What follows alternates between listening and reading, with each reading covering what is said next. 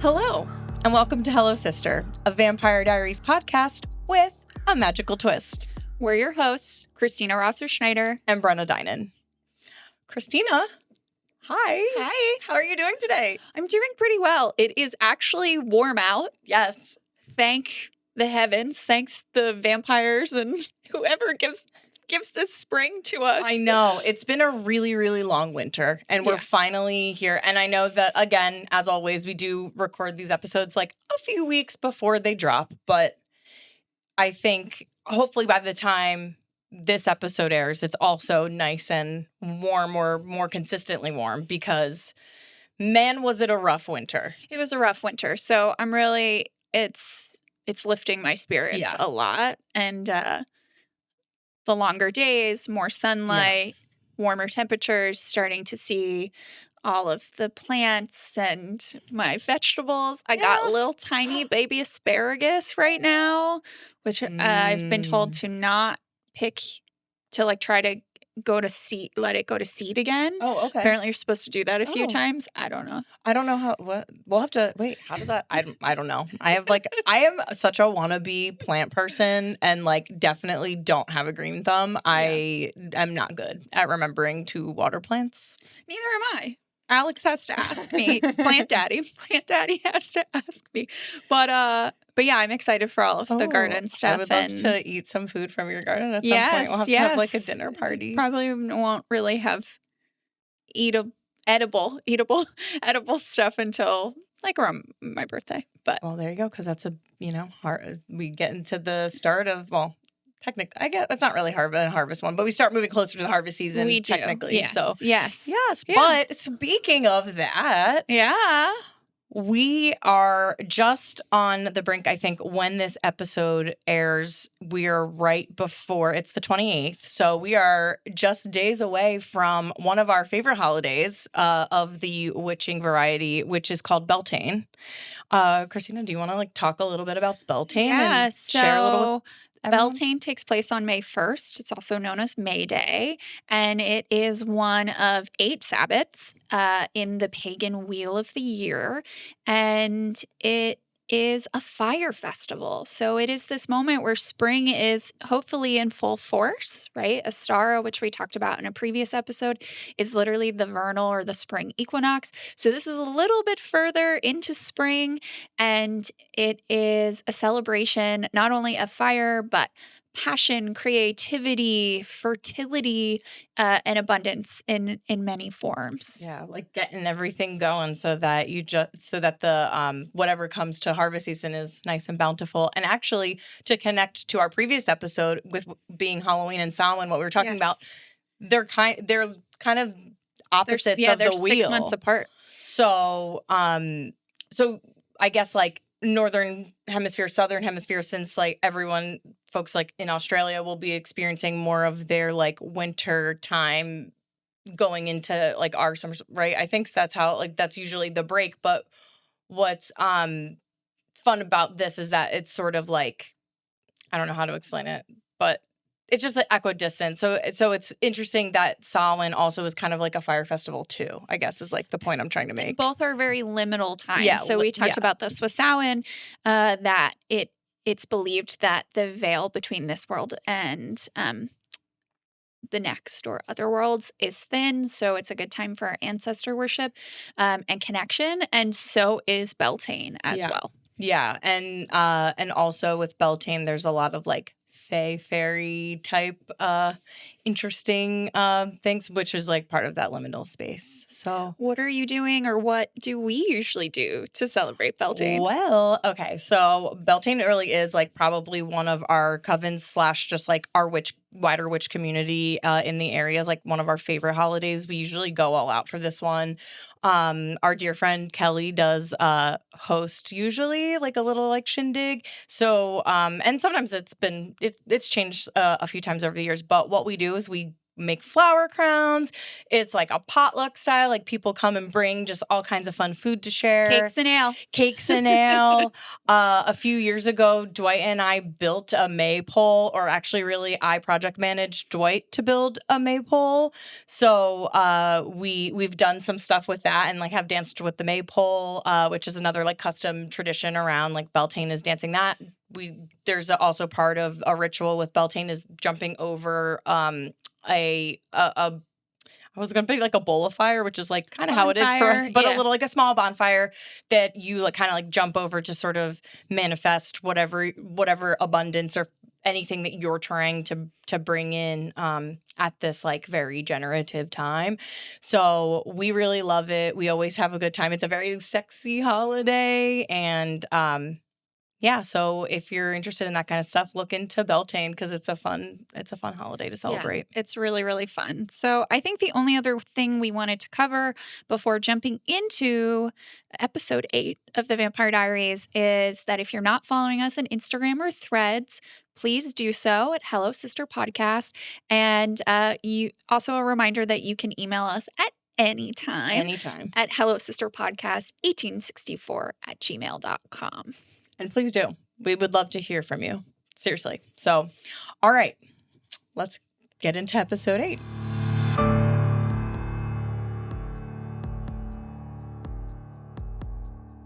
All right. Let's dive into TVD episode 8 called 162 Candles. This episode is directed by Rick Boda, written by our showrunners, Kevin Williamson and Julie Pleck, as well as Barbie Kligman, Gabrielle G. Stanton, and Brian Young. And the episode aired on November 5th, 2009. As always, I love to share the IMDb synopses. So for episode 8, it is as follows. Stefan gets a surprise visit from old friend Lexi. I love how it's like not an old friend, from old friend. From old friend Lexi. This girl is old. She's old friend Lexi. And then second sentence and final sentence. Caroline tries to get Damon's medallion back from Bonnie. Calling it a medallion, so capitalizing the M when we have called it a crystal, a necklace. Like, we have not called it a medallion. And that's fun because we will get into some like what it actually is, which is brought up in the episode. But we also, there's even more fun stuff in our folklore section, which also further clarifies what actually Bonnie's necklace is. Yeah. So can't wait to get there, but medallion's really a choice for calling that. So thanks, IMDb. All right. Well, we're going to start with our opening scene then. So scene 1, we're right here, Happy Death Day, which I genuinely love this title, Christina. That movie is such a good one. It's so fun. So good. So good call on that. So we're at the Salvatore boarding house, and Stefan wakes up in the living room and he hears something. There's like a person laughing. It's kind of like faint in the background, and he's looking around. A door opens and he closes it. We hear whooshing, rattling, and see a figure rush by. Someone comes up behind him and knocks him to the floor. Stefan flips over, coming face to face with a female vampire, and he says her name, Lexi, and asks what she's doing there. And Lexi pulls Stefan to his feet, and they hug, and he tells her that he missed her, and she wishes him a happy birthday. Cue the opening credits. How fun. Yeah, it is a really fun opening. I mean, it starts very much like the horror theme we've been seeing, right? But I love Stefan as our final girl. Yeah.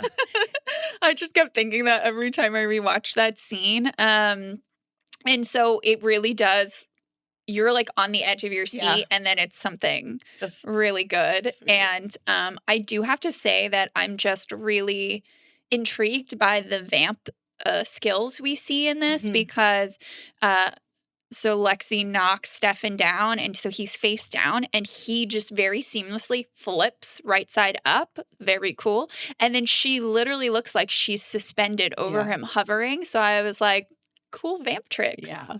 I do. That was so cool to see, too, because I feel like every so often we just get cool little vamp moves that just come up out of nowhere, and that particular exchange is really cool. And I mean, we gotta like talk about our guy Stefan's birthday and like just where this is. So it seems that this is like, I mean, per the pilot episode, because you pointed this out, right? So he was, what was his birthday? Do you remember what?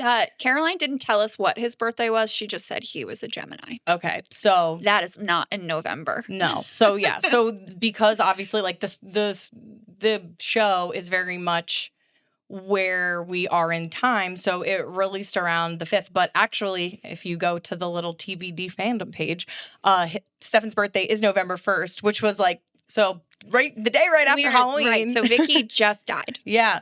So like, I was actually thinking about this in my most recent watch. Where are we at on this time math on the day? Like, does that mean that was Halloween on Friday? And that was when the party was? And then Stefan's birthday's on a Saturday? Or was it, I don't know. It's dicey. I'd have to consult my notes. Yeah. My timeline. The timeline, but it does seem jarring that it was a day ago. And it's only if you look up Stefan's birthday that you actually figure that out. Yeah. So that is confusing. Yeah. Do we want to talk just for a quick second though about Stefan being a Scorpio? Yes. I would love to talk about Stefan being a Scorpio because while I know, like, I know that you are a Gemini queen and it would have been fun for Stefan to truly share your birthday, but like, let's unpack his Scorpio-ness for a second. I feel like, so for folks who maybe aren't as familiar with astrology, Scorpio season kind of falls between, it's like mid-October, mid-November is that time. So some people are Scorpios in October, like Dwight, and then like early November, like Stefan. Right. Like so, my husband's a Sagittarius and has later a birthday later November. Yeah. So with that, I mean, I think that he does have this kind of like dark, broody vibe that can sometimes be very Scorpio coded. My favorite is my friend Bailey, who we just met recently. She was saying that like because she's a Scorpio rising, and she was saying how like sometimes she's like, well, maybe that's my resting bitch face, and I'm like, that kind of feels like a Scorpio move, like having like a little bit of a resting. And Stefan definitely has and he does, and I'm like, okay. So thank you, Bailey, for resting brood face. Resting brood face. So thank you, Bailey, for that. Because honestly, the more I was like thinking about that, it was kind of tracking for me in that way. And I feel like Scorpios do kind of get like a bad rep though, because I personally, I mean, being married to a Scorpio, like I do think that one, they're very deeply emotional, being water signs, of course, but like they're some of like the sweetest, deepest, like most in-depth people. So when people are like, oh, Scorpios, I'm like, I don't know. Actually, my hot take as a Cancer, I think Cancers are the most unhinged of the water signs, to be honest. Like, if you know a Cancer, you probably know that. But you know what I mean? It's like weird how different zodiac signs have those connotations around them. I feel like Gemini also catch strays a lot too. People are so mean about Geminis, right? I never know to take it as a compliment if someone, or an insult when someone's like, oh, you're such a Gemini. And I'm like, what do you mean, you know? Yes, I am a person who has my hands in many pots, and I'm a multifaceted human, as all humans are, right? But that doesn't mean I'm two-sided or two-faced or... You're actually... I don't feel like that's you at all. Like, in terms of being... Like, that's just not the vibe for you. Yeah, I think it's more where I see it come in to play, kind of the twin aspect, is that I'm actually a very introverted person, but I project an extroverted one. And I do get a lot of fulfillment from being around people and being with people that I love. That is deeply rewarding for me, but then I need a lot of downtime. And so I think that's where that kind of piece fits for me. And then the fact that I'm not flighty, but I'm like my hands are in so many different Yeah. pots, and looking at my to-do list every day is a nightmare You're because I want to do too much. and you're like a triple air sign too for your so it's just all there. It's just like go, go, go, go, go. And to be fair, as a Cancer, I will say there is some stuff that like, yeah, there's emotions. People cry. People are moody. But like, it's coming from a place of strength, I'm saying. Like, I just don't think that whenever people are like, or like, oh, you're so maternal. And that's fair. I do love taking care of people. Mhm. But like, I do feel like sometimes people think there's always something about each zodiac sign that they kind of get wrong on like the general vibe of zodiac signs. Yeah. And sometimes they're right, but my personal opinion. Yeah, so to kind of to bring it back. We think it's interesting. I do actually think that Stefan is more Scorpio than Gemini for me. So, shall we move into the next scene? Let's go. Okay. So our next scene, I'm titling "In which Lexi calls Catherine a little bitch." We are still at the Salvatore boarding house. In Stefan's bedroom, Lexi and Stefan talk about the council and everything that's just been going on in Mystic Falls around vampires. Lexi questions, understandably, why Stefan is staying in Mystic Falls and tries to convince him to come to New York City with her for the weekend. When she asks again, what's keeping you here, he answers Elena, and she knows about Elena, but he's like, as you know, it's Elena. So Lexi walks over to his desk and picks up a photo of Catherine and says that he better hope she's better than the last girl. And then Stefan makes the comment that Lexi didn't even know Catherine. And this is where she says, if she did, she would have kicked her ass. Which, I love Lexi already, right? I love her so much. Her calling Catherine a little bitch, just like, everything. She then asks where Damon is, and Stefan says probably inflicting misery. Then Stefan asks if she's going to be okay because she can't go outside. She doesn't have a daylight ring, and says he has to take care of a few things. This is interesting because it seems like really just Damon and Lexi. Yeah. Damon and Stefan have these daylight rings, right? Which is what they're going to start calling them now, which is really just the rings that they're wearing, which protects them from the sun. So it's interesting that they have them, but other vamps don't.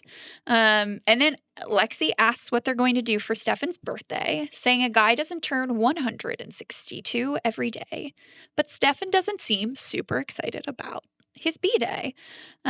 So where do we want to jump in with some thoughts about this scene? So one thing that Lexi says that I caught on one of my watches is her like saying like, why are news reporters hunting vampires? And you know what? We also have that question. So many questions.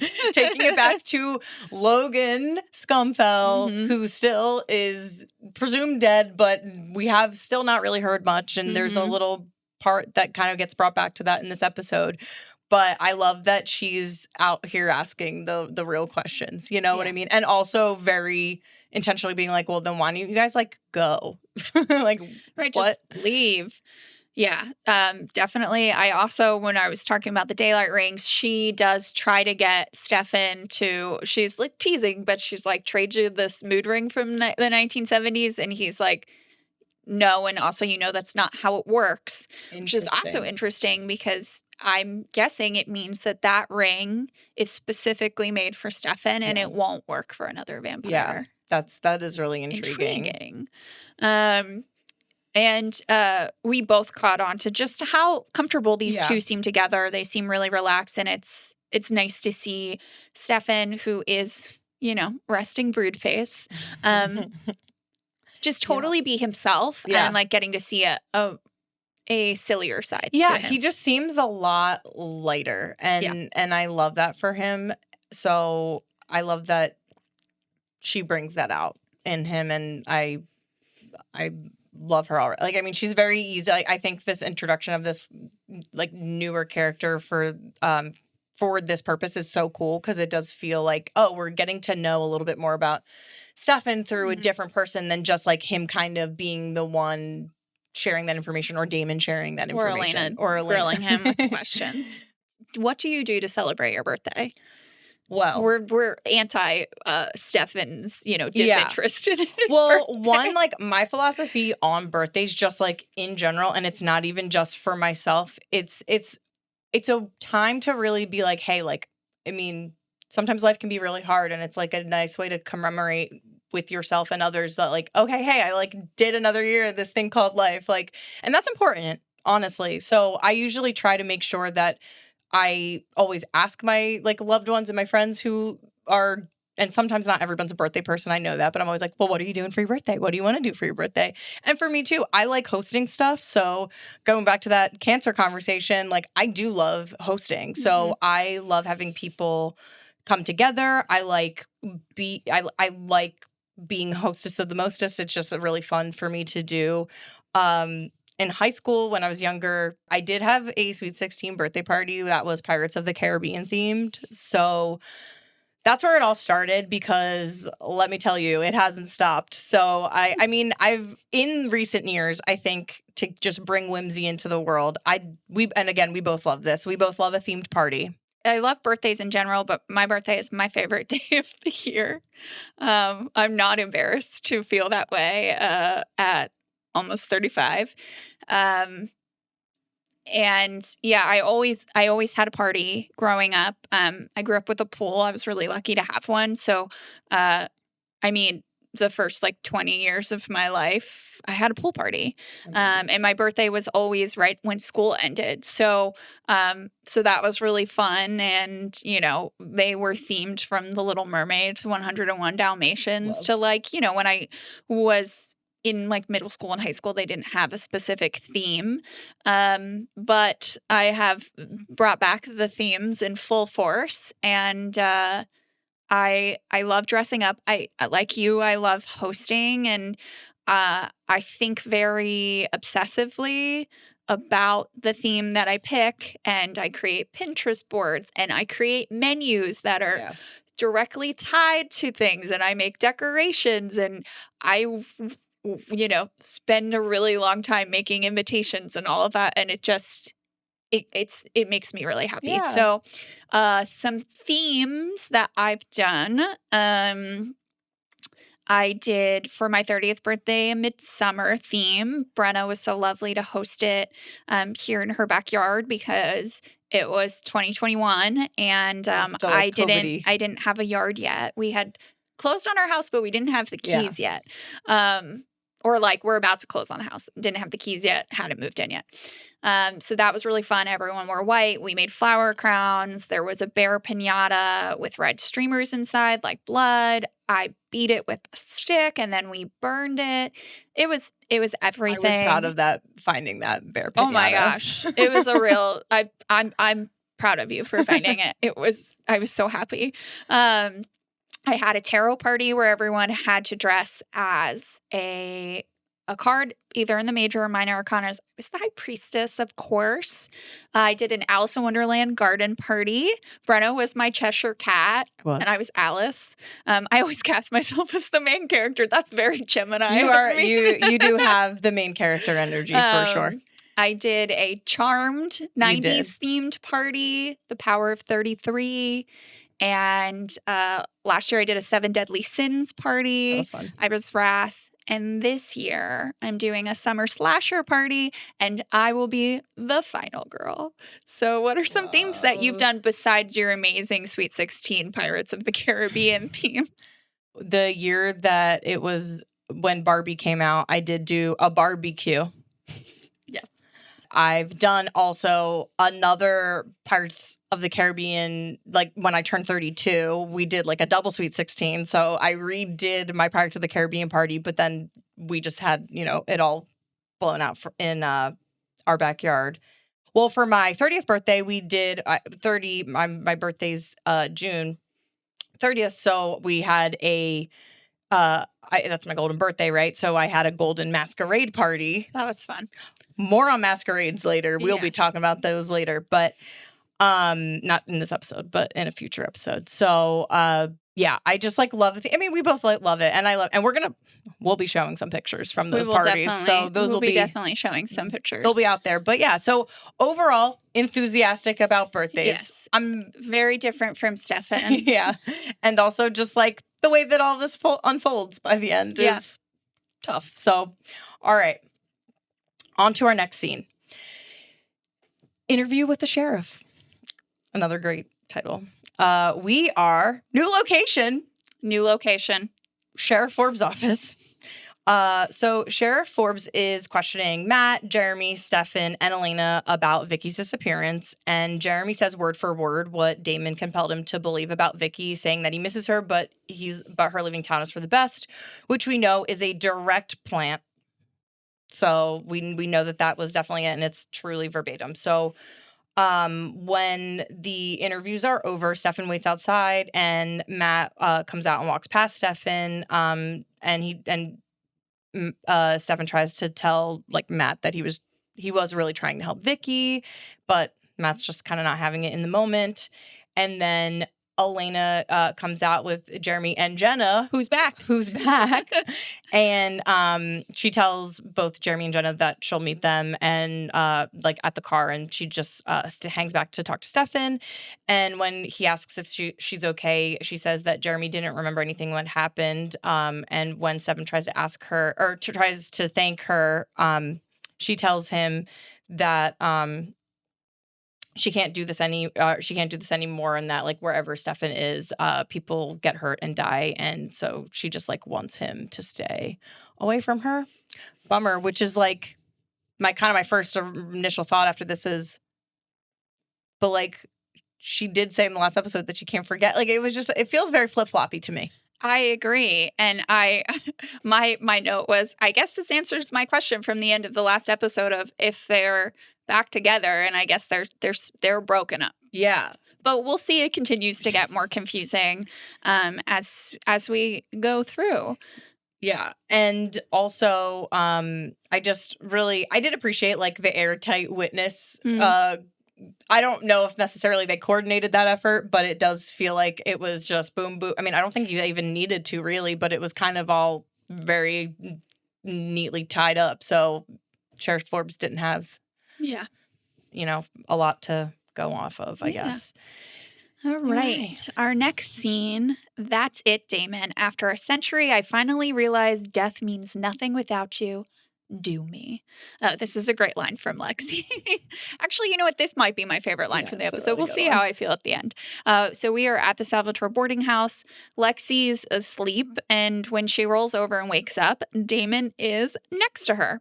There is clearly no love lost between this pair, right? But they have fun chemistry too. Like she has really good chemistry with Stefan, but she and Damon obviously know each other very well. They definitely had sex. Like that's my hint. We might see if we see her again. Like they've like.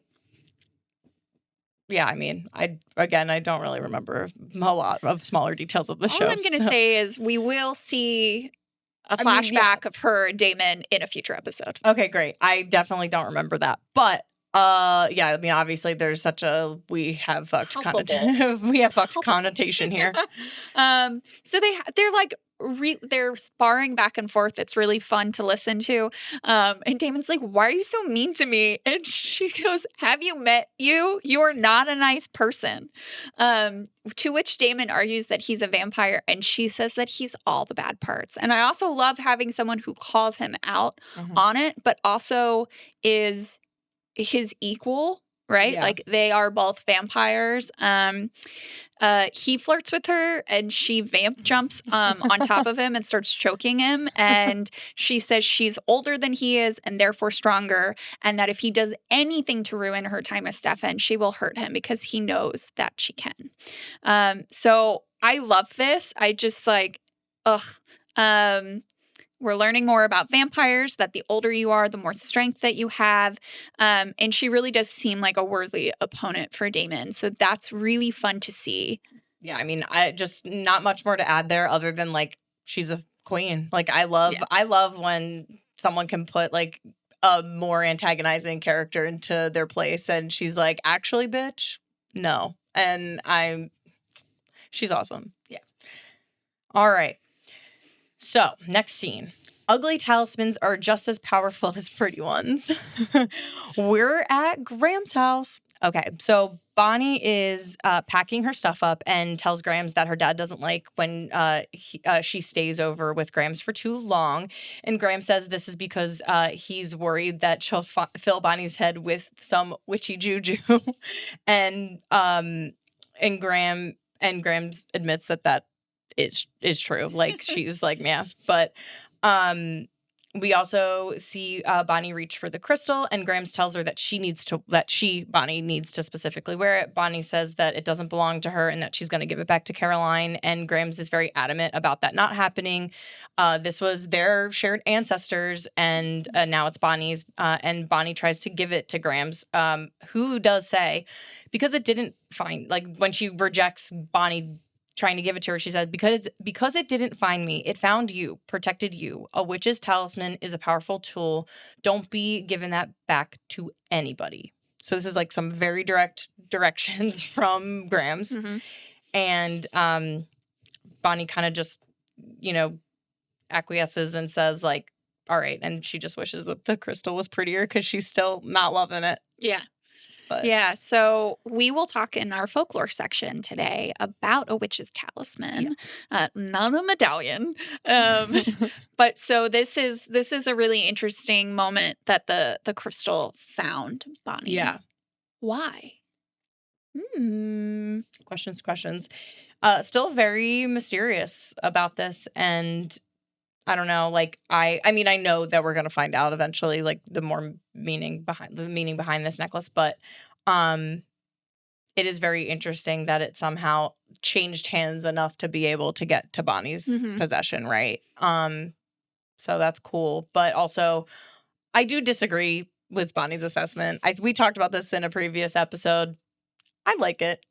Yeah, I mean, it's big, but I feel like if it was just like on a slightly longer chain and worn a little bit more, like you wear a lot of like long necklaces like that, and maybe layered with a couple other ones, it could really work. Yeah, like I see no issues. So our next scene is called Alien, and we are at the Gilbert residence. Jenna and Elena sit on the couch wallowing over boys, and we learn that Logan dumped Jenna via email saying he was leaving town. See ya. So that's really the only mention we get about Logan in this episode, but I guess we know what she's thinking about them. She just thinks he ghosted her. Yeah. In the background, because they're sitting on a couch, but behind them is the kitchen. In the background, Jeremy is sitting at the counter and asks them to keep it down because he's doing homework. Jenna and Elena joke about him being replaced by an alien.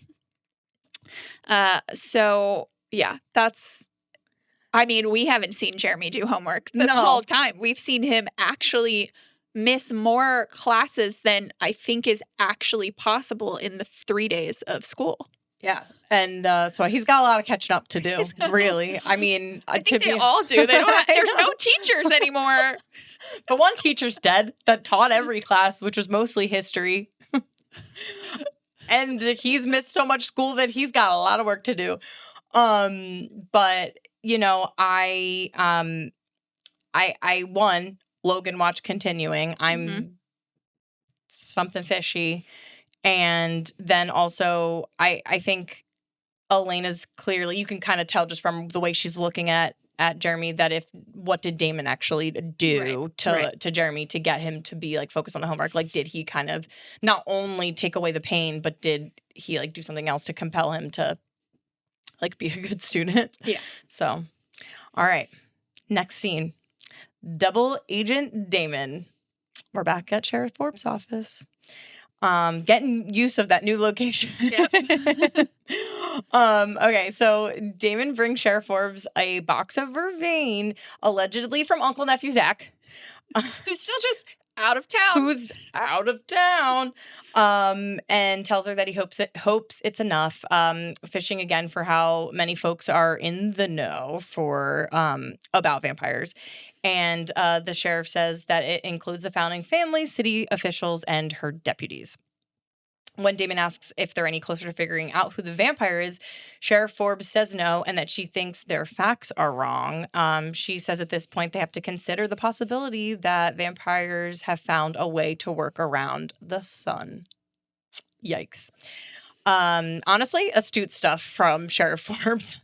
Who so far does not seem to be a very good investigator. No. Or protector. No. Or just or parent. Monitoring her daughter's behaviors. Okay, we'll talk about it later. We'll have more thoughts about that in a few scenes. In a few scenes. But Damon's taking all this in as he tends to be, that emotionally intelligent, like everything's going off in his mind about this. And she tells Damon that anyone new to town since the killings began is a suspect. And then he says he'll do anything he can to help. So, Interesting. So, yeah, I mean, I think just all in all, I think it's interesting that we're moving Sheriff Forbes into a more prominent adult category, which I do. I appreciate getting some more adults in the mix here. Troubling stuff for Damon and Stefan. Yeah, and I think there's definitely foreshadowing, right? If you watch the rest of the episode, for what it means looking at new people in town, but also, and this is a big question that I have in general that will not be answered in today's episode, but why aren't the Salvatore brothers being considered? Because they are the newest residents. Yeah. And they did show up, right? Because Stefan didn't know Damon was there, but the killing started happening when Stefan came back and went to school. Yeah. So it's things like that, or like not thinking about the fact that Zach is just conveniently gone and no one can reach him. But Damon knows things. It's a little too, people are not connecting the dots, but I am curious why no one has thought that through. My only kind of like potential thought is the fact that they are a founding family is somehow like shielding them from it, because maybe like the history of their family being kind of anti-vampire might be what it is. And also just the fact that last episode, Damon chopping it up with Mrs. Lockwood and maybe kind of creating that false sense of familiarity, so they're not as quick to be like accusing them, but it's thin. It's thin, and it's also, why would the human Salvatores name children Stefan and Damon when they were known to have been? Or we can assume that's why the family kind of no longer was popular in town. So I have thoughts. But also, well, I guess not also, but my thought is, well, they don't have anyone teaching them history anymore, so they're not. Fact. So everyone forgot. There's no one's looking at the registry for the first founders party. All right, our next scene, Bonnie comes out of the broom closet. We are at the Gilbert residence. Bonnie knocks on Elena's door, and Elena's like refusing to get out of bed. So Bonnie tries to get her to come out. She won't. So then Bonnie climbs into bed with Elena. And I just have to add that when I was doing one of my rewatches, Alex goes, "Did Bonnie just get into bed with her shoes on?" And I was like, "Don't." Yes, she did. Oh, no. And I was like, "Don't worry, you're going to see Matt do that later too." Hold on. We gotta talk about this for 1 second. We always run a little long, but this begs talking about. Take your damn shoes off. Take your goddamn shoes off if you are touching a bed. I do not. That is no, we don't do this. And like, honestly, for the most part, like I do kind of prefer taking like shoes off at the door. I know sometimes it's just easier and whatever, like to have that on like when you're visiting people's homes, but the bedroom is so no. Like let's not do that, and that's actually crazy. Yeah. So, anyway, she gets into bed with her shoes on and tells Elena that she's worried about her. Elena, again, is feeling like she can't share. She's to keep secrets. So all she shares really is that she and Stefan broke up, and she asks Bonnie to take her mind off of it. So Bonnie climbs out of bed, takes Elena's pillow and straight up slices it open. This is actually so crazy. Also, what's crazier?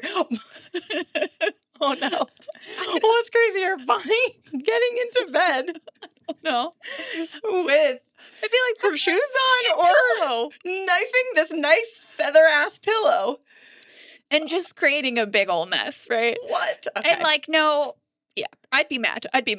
Bon and Eleni really are really just doing some shit in this scene, and it's mostly Bon. Yeah. So down feathers are across the bed. Bonnie swears Elena to secrecy, and we see her use her magic to lift a single feather, and then she lifts all the feathers in the air. Cool.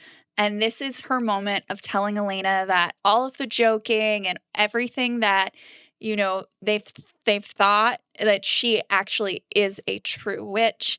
And Elena tells her that she believes her. This is a really, besides the couple moments we've talked about, is a really wholesome, tender moment. It is. And I love just the vulnerability of Bonnie in this moment. And that Elena believes her. I know. Oh, no. I fear that I did not really think about the shoe thing too hard, and now I can't unthink it. Sorry. But blame Alex. Alex noticed it and was upset. And I, in my head, was like, you got to talk about this on the pod. I'm so glad you brought it up. I'm so glad you did. But yeah, I do really love the scene. It is so wholesome. Bonnie, once again, like really trying to be her best friend self of just noticing that Elena's down in the dumps, trying to make her feel better, but also like sharing some very personal stuff that she definitely wasn't necessarily supposed to share. Mm-hmm. So I'm feeling like Elena's probably feeling a little, I mean, you can kind of tell in the scene that there's a little bit of like guilt, I think, for her not really sharing for sure. in kind with Bonnie. So anyway, on to our next scene. Dungeon boy. That's not supposed to say it twice. Seeks schoolgirl. All right. We're at the Mystic Girl outside. Caroline in a schoolgirl getup, and what a fit this is. I actually really love this outfit. Like, I really love it, and I did do a little thing. I noticed that you are right on the money with the Caroline hair, and I genuinely love her hairstyle. Yeah. Like the schoolgirl outfit. I mean, as a person that went to Catholic school and wore a uniform every day, for not only just my high school years, but my grade school years too. Mm-hmm. I'm like, that's a choice to just like, be wearing that. But it was like a thing. I mean, people were into that. It was a thing. Like the plaid skirts. Yeah, no, I think I really like it. I think the colors coordinate better than we've seen for her. And, one of my first like celebrities I really loved as a kid was Britney Spears. Yeah. And I was appropriate for an 8-year-old version of the schoolgirl outfit. I even had like literally the exact scrunchies. The little pom-pom things. The exact scrunchies. And my sister let someone like in the future, in the future of that time, borrow them. Like, and I never got them back. And like, I'm still mad about it. Oh. They were scratchy, but they were perfect. So I think that might be that moment from me being in 3rd grade that I'm like, I like a schoolgirl moment. Yeah, no, that makes a lot of sense. And I mean, it is a cute look. And look, our girl Caroline sometimes misses the fashion mark, but this is a cute outfit, but she never misses on her hair. Never. She don't miss. So get it, queen. She's working hard in her secret life as a cosmetologist. Oh my God. Okay, so so she and Damon like cross paths, and she really does start to give it to him, which I appreciate. Mm-hmm. 'Cause she's just like not having any of his bullshit, and but unfortunately, because Damon is himself, her attitude changes completely when he definitely does some kind of compulsion. Interesting that something else I noticed in my most recent watch is that like he does not say anything. Like I feel like normally they verbalize maybe not always, but it feels like a lot of the time like the compulsion is verbalized, but in that moment it wasn't. Yeah, and I wonder if what he's literally doing is just like kind of like compelling how she sees him. Yeah, maybe. Because her reaction changes. Yeah, so that was interesting to see. So he tells her to throw a party at the grill tonight. When she asks why he can't do it, he says then Stefan and Lexi won't come. And she asks why she's hosting the party, and Damon says she's going to help him solve the vampire problem in Mystic Falls. And then he also adds that he needs her to get his crystal back from Bonnie, which is not even his.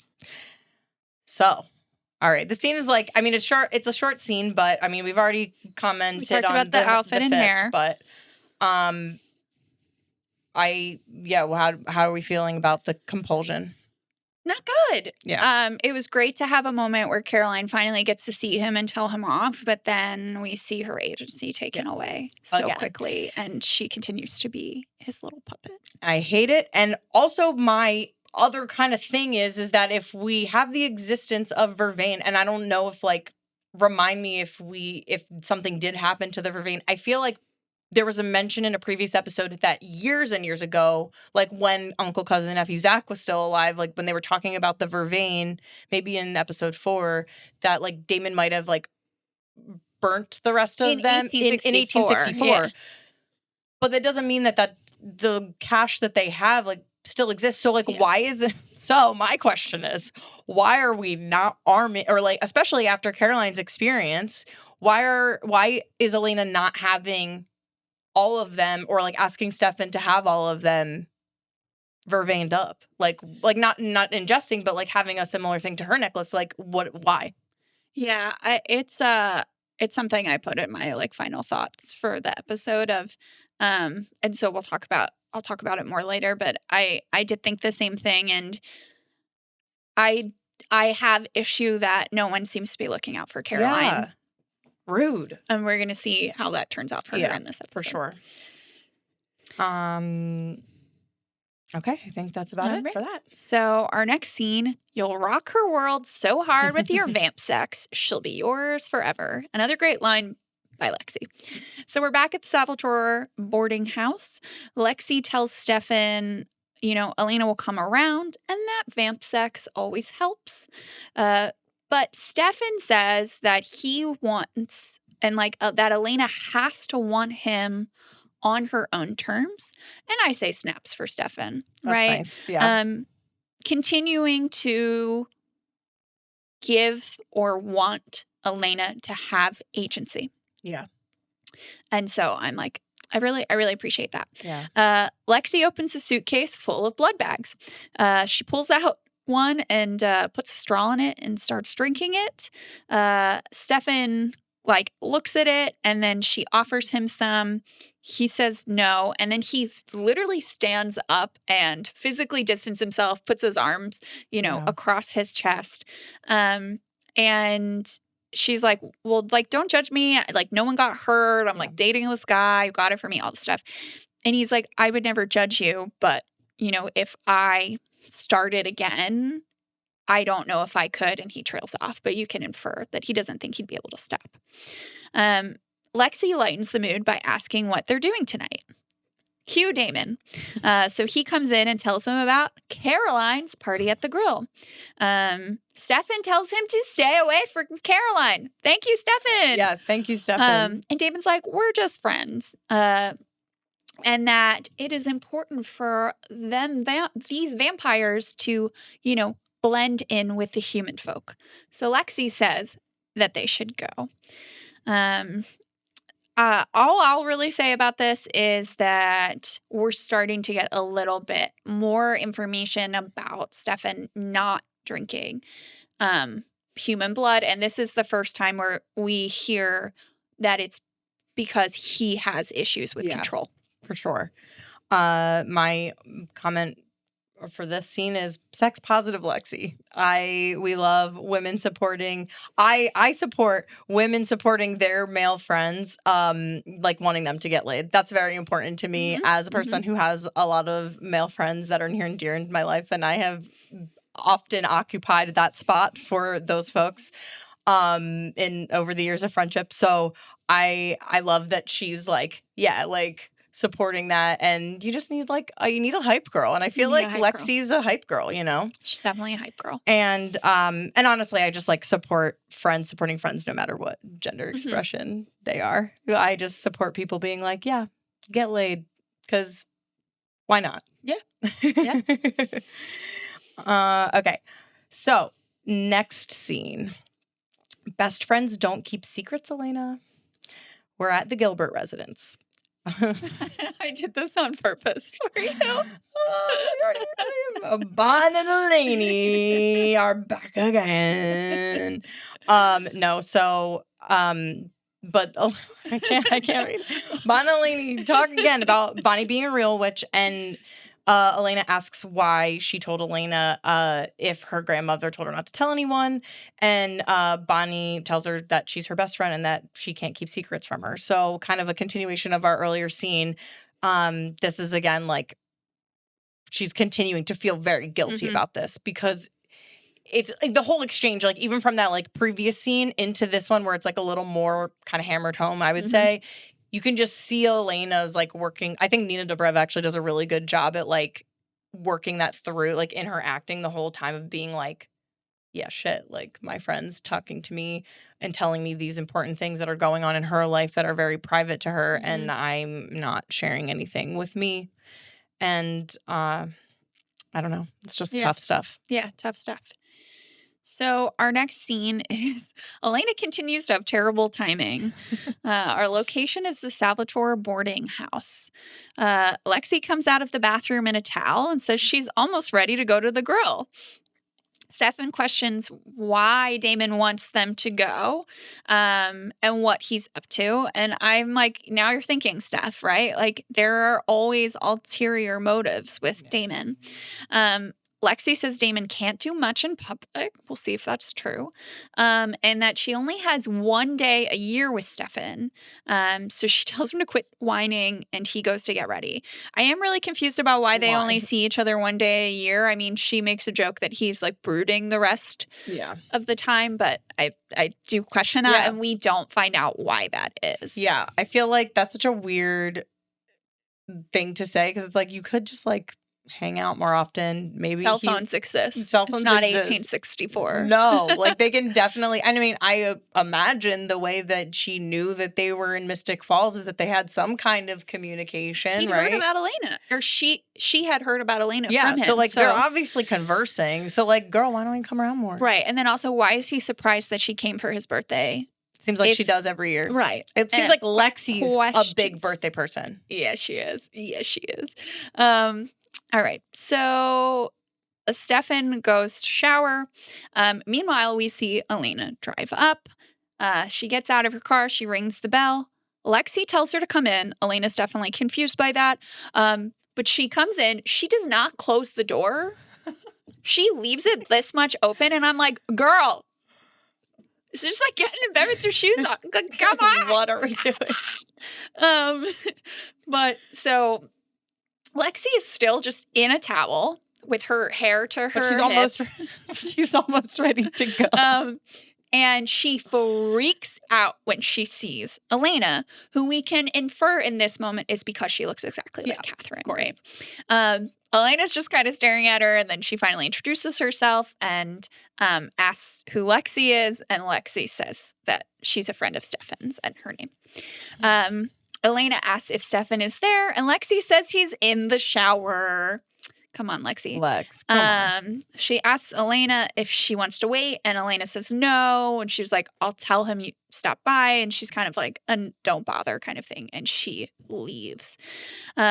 Then furious, we see Lexi go upstairs. We find Stefan getting dressed. We get a little side ab action. It's not enough for me, but I appreciate it. I noticed it, of course. She's like, I just met Elena. you have a lot of explaining to do, right? And like literally picks up the photo of Catherine. So a few things.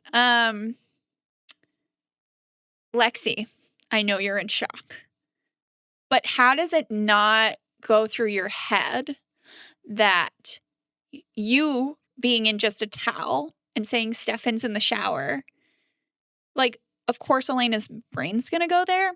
Yeah. I understand she looks exactly like Catherine, and that is confusing. But you are a vampire. You should be able to smell her, hear her heartbeat, tell that she's human. Yeah. So that I'm kind of confused about. Do you think that some of the exchange that they do have, because she does do kind of like like she's really like who and she's struggling to work it out, because I think because maybe she is like inferring some of that stuff, but she's not understandably doesn't like realize that. We also still don't know why that Elena looks exactly like Catherine. So yeah, so that stands out to me. And then I have to, you had a question along that, so we'll jump into that, I think, next, of would you be upset if you found someone in a towel at your boyfriend's, who's currently not your boyfriend's place? Yeah. And would you buy that they're friends? No. But also, I have a bad track record of being cheated on. So, and some of them were friends of my partners. So, no. The optics are bad, like, for sure. Just outwardly bad, though. Like, since I, as I've said, like some of my truly like best friends are men that I've had like since I was very young, and there have been those like weird connotations around being like, oh, well, like, do you like him? And it's like, no, we're just friends. Mm-hmm. So I feel like in the way that it's presented, it's not great. Yeah. But like, but it does, we'll get there. Like when they do clear the air, it does seem like Elena accepts it eventually. So that's good. But it's, there's a slippery slope with that kind of stuff. Yeah. So, and then the other thing is Lexi, and it's in particularly noticeable because of the white towel. She's so tan. Yeah. She is a 350-year-old vampire. Yeah. How is she that tan? Because I bet she can't go into a tanning booth. Yeah. She's definitely not. Well, my like headcanon for this was that because what she's 350, right? Mm-hmm. Yeah. So 350. So she maybe was like living or from a place where perhaps there was a lot of sunshine. So maybe when she was turned, she like ended up being like just tan, and that's just how she stayed. Because I know sometimes with like vampire lore, obviously like there's like the pale gaunt like look to them, but it seems at least in this world like they don't look like their skin tone doesn't really look that different from a living person. So maybe she's just from somewhere. Maybe she's from Florida. I don't know. Or, well, I mean, yeah, she seems American to me, but who knows? So that could have been scrubbed away over the years. But yeah, she is really tan though. She is really tan. I think we can move right along. Yeah. Okay. Next scene. Stefan's in love. Okay, we're at the Salvatore boarding house still, and dressed, Lexi's doing her makeup for the party. He tells her that Elena isn't Catherine, to which Lexi says they have to be related because they look like twins. Fair. Stefan admits that he hasn't tried to explain the likeness of the two women, and that while the resemblance is what initially drew him to Elena, she's a completely different person from Catherine. And he goes on to tell Lexi all these very lovely, glowing things about Elena, including when he's around her, he forgets what he is. And Lexi tells him that he's in love with her. And Stefan smiles and says that he is in love with Elena. The scene. It's so sweet. Another wholesome thing. Wholesome friend moment.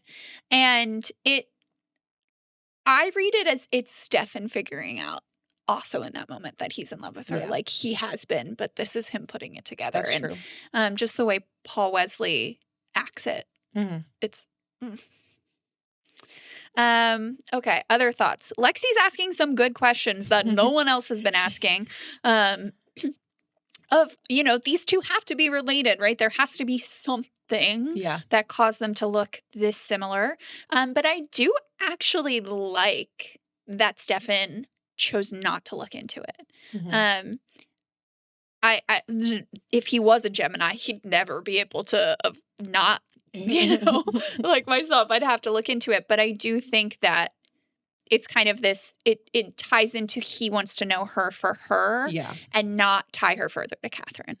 Yeah, that's fair. I feel like, for me personally, though, I'm also, I mean, I might not be a Gemini, but I'm nosy. I would be definitely trying to figure out why the heck does this person look exactly like my ex, she's not a vampire, she's a human, and the time difference between those two people looking exactly identical is crazy. Mm-hmm. So I would be trying to find those answers, but it sounds like Stefan's not doing that. So that's okay. Our next scene is called It's Party Time. And we are at the grill. Caroline seems pleased with the turnout of her party. I love this moment. She walks out, puts her hands on the hips, and she's like, yeah. I love her. I love it. I also had I don't still have it, but in college I had the same shade of purple, a little dress. It had a zipper up, a zip up the front, but I was like, could have been me. Could have been me. I didn't have parties at the grill, but could have been me. Wait, sorry. Yeah. I'll wait until after our thoughts because I have a question for you. Okay, keep going. She spies Damon at the bar, goes over to him. He's short with her and immediately asks about the crystal. She tells him that she doesn't have it, and he is not happy about it. Damon then sees Lexi walk into the grill and walks away from Caroline without a word. He goes up to her and asks if Stefan is there. She says that he's planning to meet her there. And Damon goes to offer to buy her a drink, and she just walks away from him. What were you going to ask me? I was going to say, oh my God, did I really just forget my thought? Caroline again with some day, I know we haven't we haven't reviewed too deeply on the days flow of where we are at day to day in this universe for this episode, the day and time math. So you're telling me that if this is November 1st and if they had Halloween, that means that Caroline threw together a party in at an hour's notice. Oh, okay, wait. This is really random, but yes, it has to be because it's November 1st. But hear me out on this. So we don't see Tyler in this episode. Yes.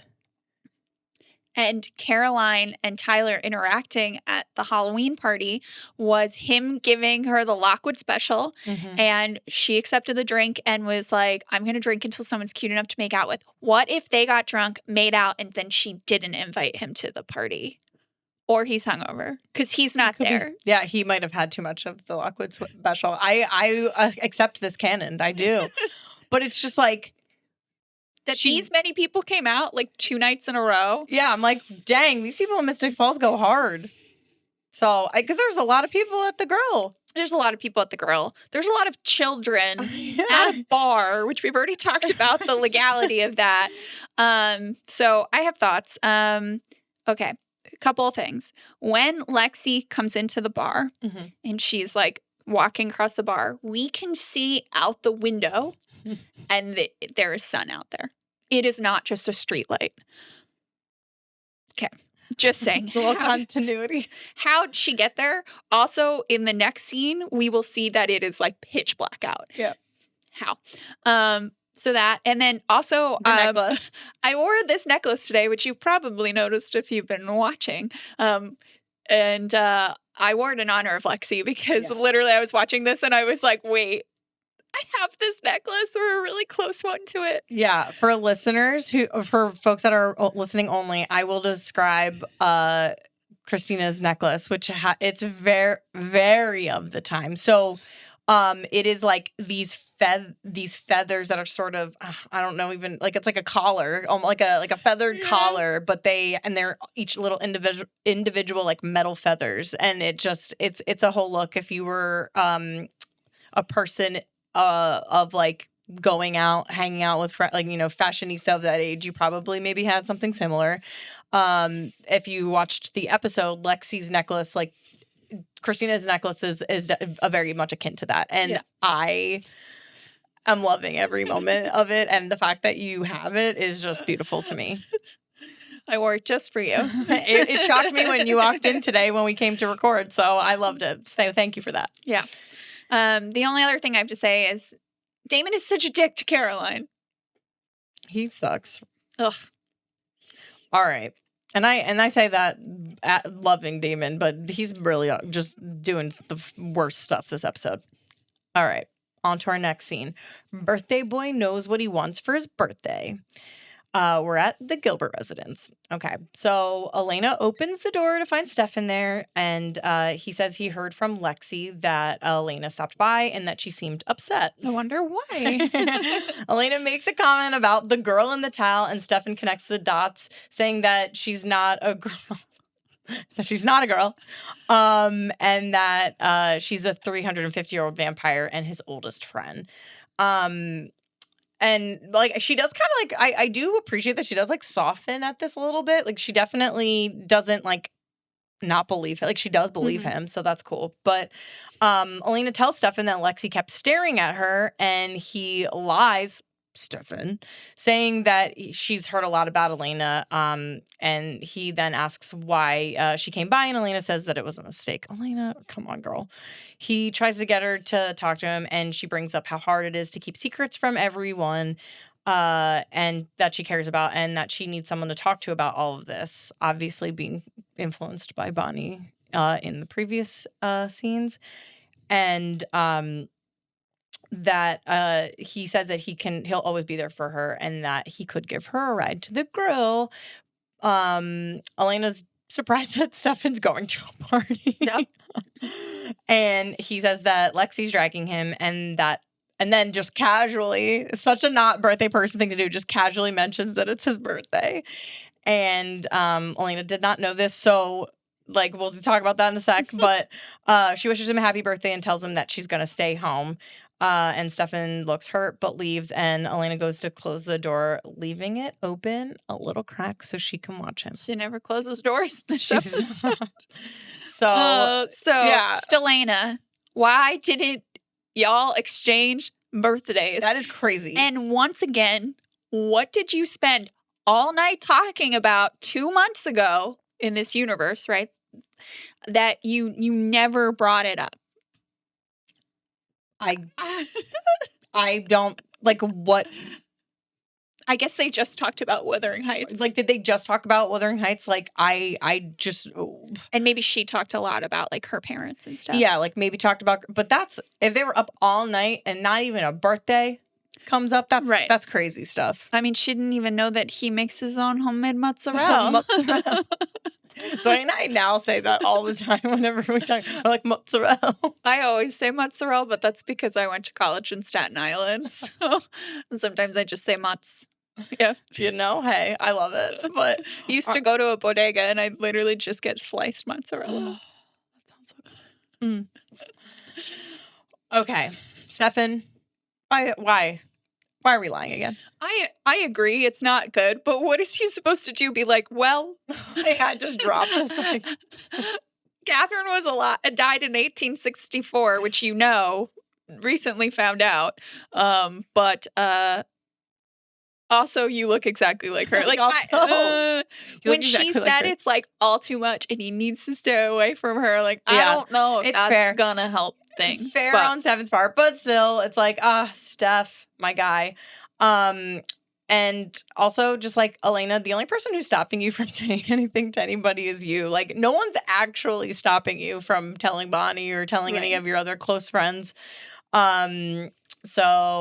I don't know. That's just like for me, it's like if Bonnie's a witch, I think she'll be able to accept that vampires exist. You Right. know, like I think we can be exchanging some secrets between our besties here. Yeah, So I agree. And we'll see the two other besties, how they do in this next scene. yeah. Bonnie 1, Caroline 0. We are back at the party, Caroline's party at the grill. The party is popping. There are so many kids there. It's brightly lit. It's probably a school night. It's a bar. I'm so confused. But Caroline grabs Bonnie and is like, I've been looking for you. I need the crystal back. Bonnie asks why she wants it back, and Caroline stumbles through this whole line of excuses. And Bonnie's like, well, I can't give it back. To which I had to quote this because it's so Mean Girls coded, which our girl Caroline really should just be a part of the plastics. Yeah. Like, I love her. Well, I didn't want to tell you this, but I'm your friend. When you wear it, it makes you look fat. Caroline. Awful. Bonnie does not even like flinch at that, No. and which makes me feel like Caroline's maybe said things like that before. Bonnie holds her ground, eventually tripping up Caroline by surmising that it's actually Damon who wants it back. Because she's like, I thought it was Damon, and it's like, well, yeah, it is, but, and she's like, so it's Damon who wants it back. Caroline is very flustered at this point. She goes to take the necklace, just rip it off of Bonnie's neck. The crystal burns her hand like it did Damon's when he tried to take it the night before at the Halloween party. So Bonnie is rightfully pissed that Caroline was going to take it from her like that, and she walks away. Also, I think like we might bring it up in just a second, but it was something that I noticed that in my most recent watch through is that when it does, which is also a very plastic thing, is that when it does like burn or shock her or whatever it does, she goes, is that polyester? Oh, yes. So it's like, so in the way it could be read that she thinks that the reason why the necklace like shocked her is that, or at least she it literally should be in the plastics. It was just funny the way it read. It kind of plays it like being like, oh, like your shitty outfit choice of polyester is what like, ew. Like, yes, thank you for reminding me of that line because it's really great. Yeah, it's not okay, but it is kind of funny. Yeah, no, definitely not okay for her to be saying some shit like that. But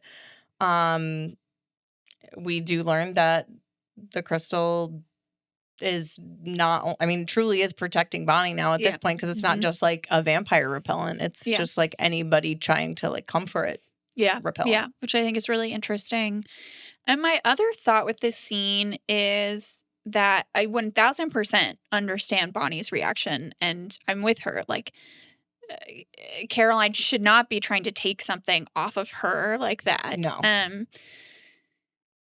But we, the audience, know that she's under compulsion. Yeah. So I think she was definitely, I mean, I don't think she would have grabbed like that if she wasn't under compulsion. And she's getting flustered. Yeah. And so, you know, she's just trying to not make Damon mad. And so I do wonder how, if in the future, Bonnie learns about vampires and what's been actually going on with Caroline, if she'll rethink this moment. Yeah. Because she is harsh towards her. She is, for sure. Shall we move on? All right. So our next scene, you can count on Stefan, Matt. The grill. We're still here. Stefan walks in, seeing Matt. He goes over to try to explain to him again that he was just trying to help Vicky. He says that he went through something similar once. Which is interesting considering kind of what we got a little bit earlier from Lexi. We're just gonna put a pin on that. But also he transitioned into a vampire. Right. So. Well, that too. But it is an interest. But I think even it kind of like works. It's doing double work. Yeah, it feels like. I agree. And then Matt tells him to not be sorry because this isn't the first time his sister has run off. And he then says that she's just like her mother and that he can't rely on either of them. And he thanks Stefan and walks away. So sad. Poor Matt. I'm sorry, Matt. Yeah. Poor guy. I'm sorry, Matt. So our next scene at the grill, we're going to be popping to different people and but all within the girl for a little bit. This next scene is called Damon is an Asshole. You can tell who's naming these. Damon, I mean, to be fair, but he is an asshole he in is this an asshole. episode. This scene is rough. Damon finds Caroline and asks about the crystal. She tells him it shocked her when she tried to take it off. And he's like, why is it doing that? And I do think it's surprising that he hasn't seemed to clue in on anything with Bonnie for a person who is very perceptive. I mean, Stefan's actually the one who's keyed in on some stuff with Bonnie, right? That's true, yeah.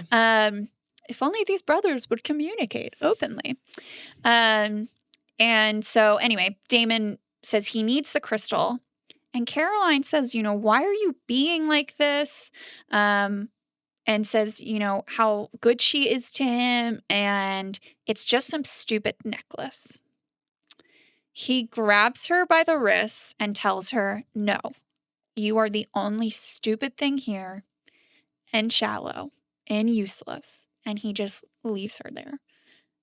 It's just, no one should be talked to in that way. And it's awful. And you can see her just starting to like crumble. It's really unfortunate. And this is like, I mean, Damon's been doing some bad stuff, but this is just like emotionally just terrible. And also just what he does at the end of the episode too. Just like he's being real fuck.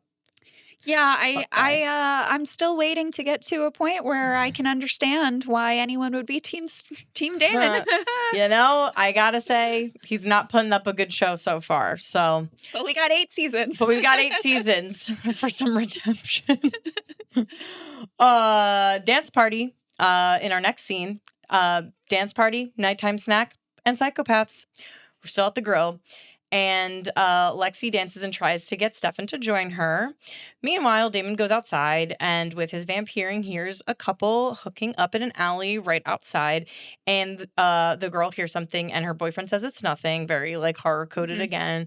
Damon bites him and just pretty much quickly drains him, it seems. And then the girl screams. And when her boyfriend drops to the ground, Damon grabs her by the neck and compels her to stop screaming. And back inside, Stefan and Lexi play pool. It turns out that Elena did come to the party after all.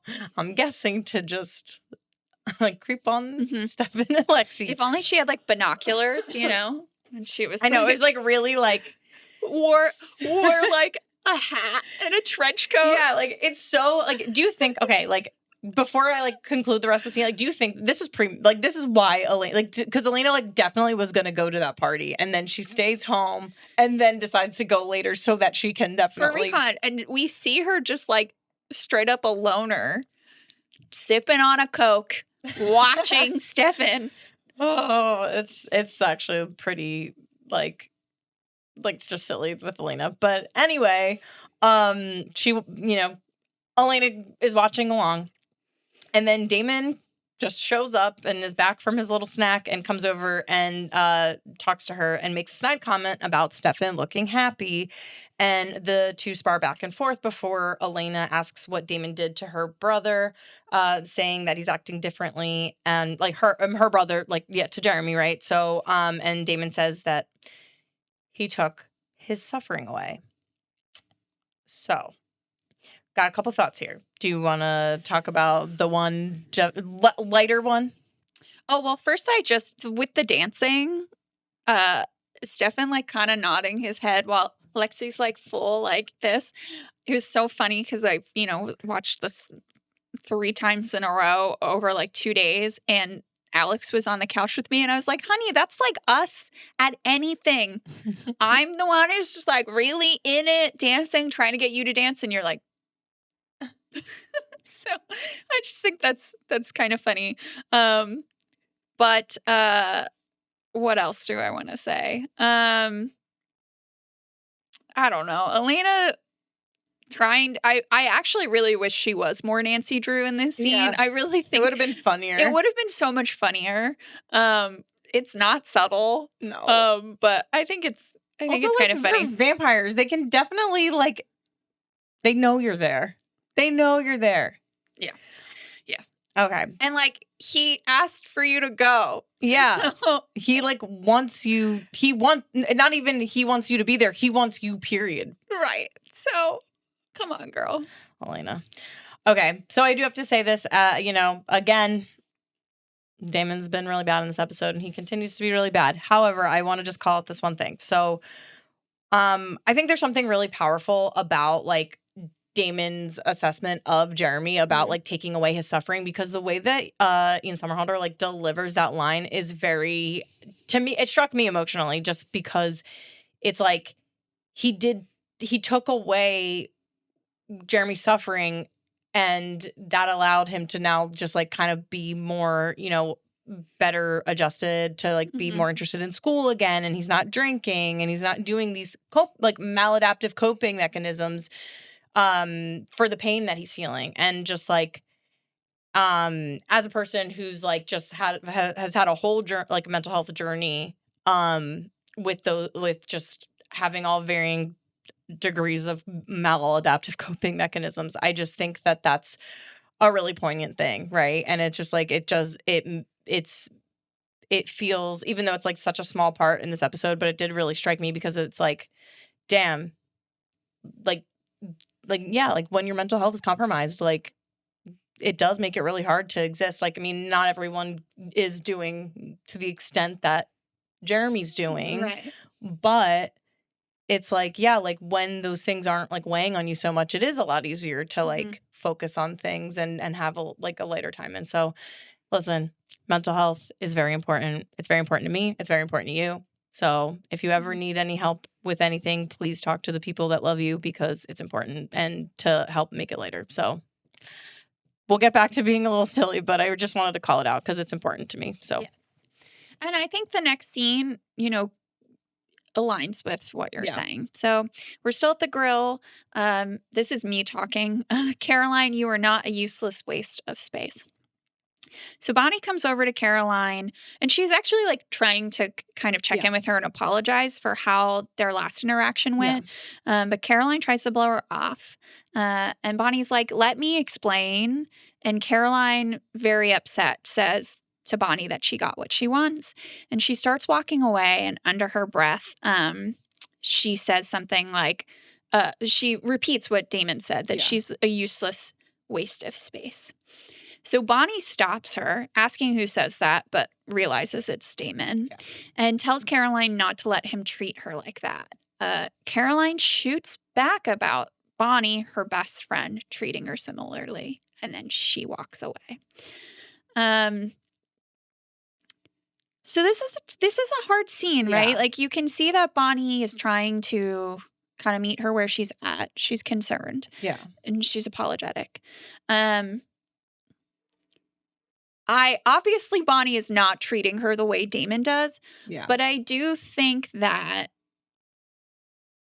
everyone does kind of dismiss Caroline because of that she puts, I mean, she's like very perky and very positive, but then also she's really scathing with some of the comments that she says. And so I think it's all a front. Like, I think she's like a really mushy gushy, vulnerable, insecure person.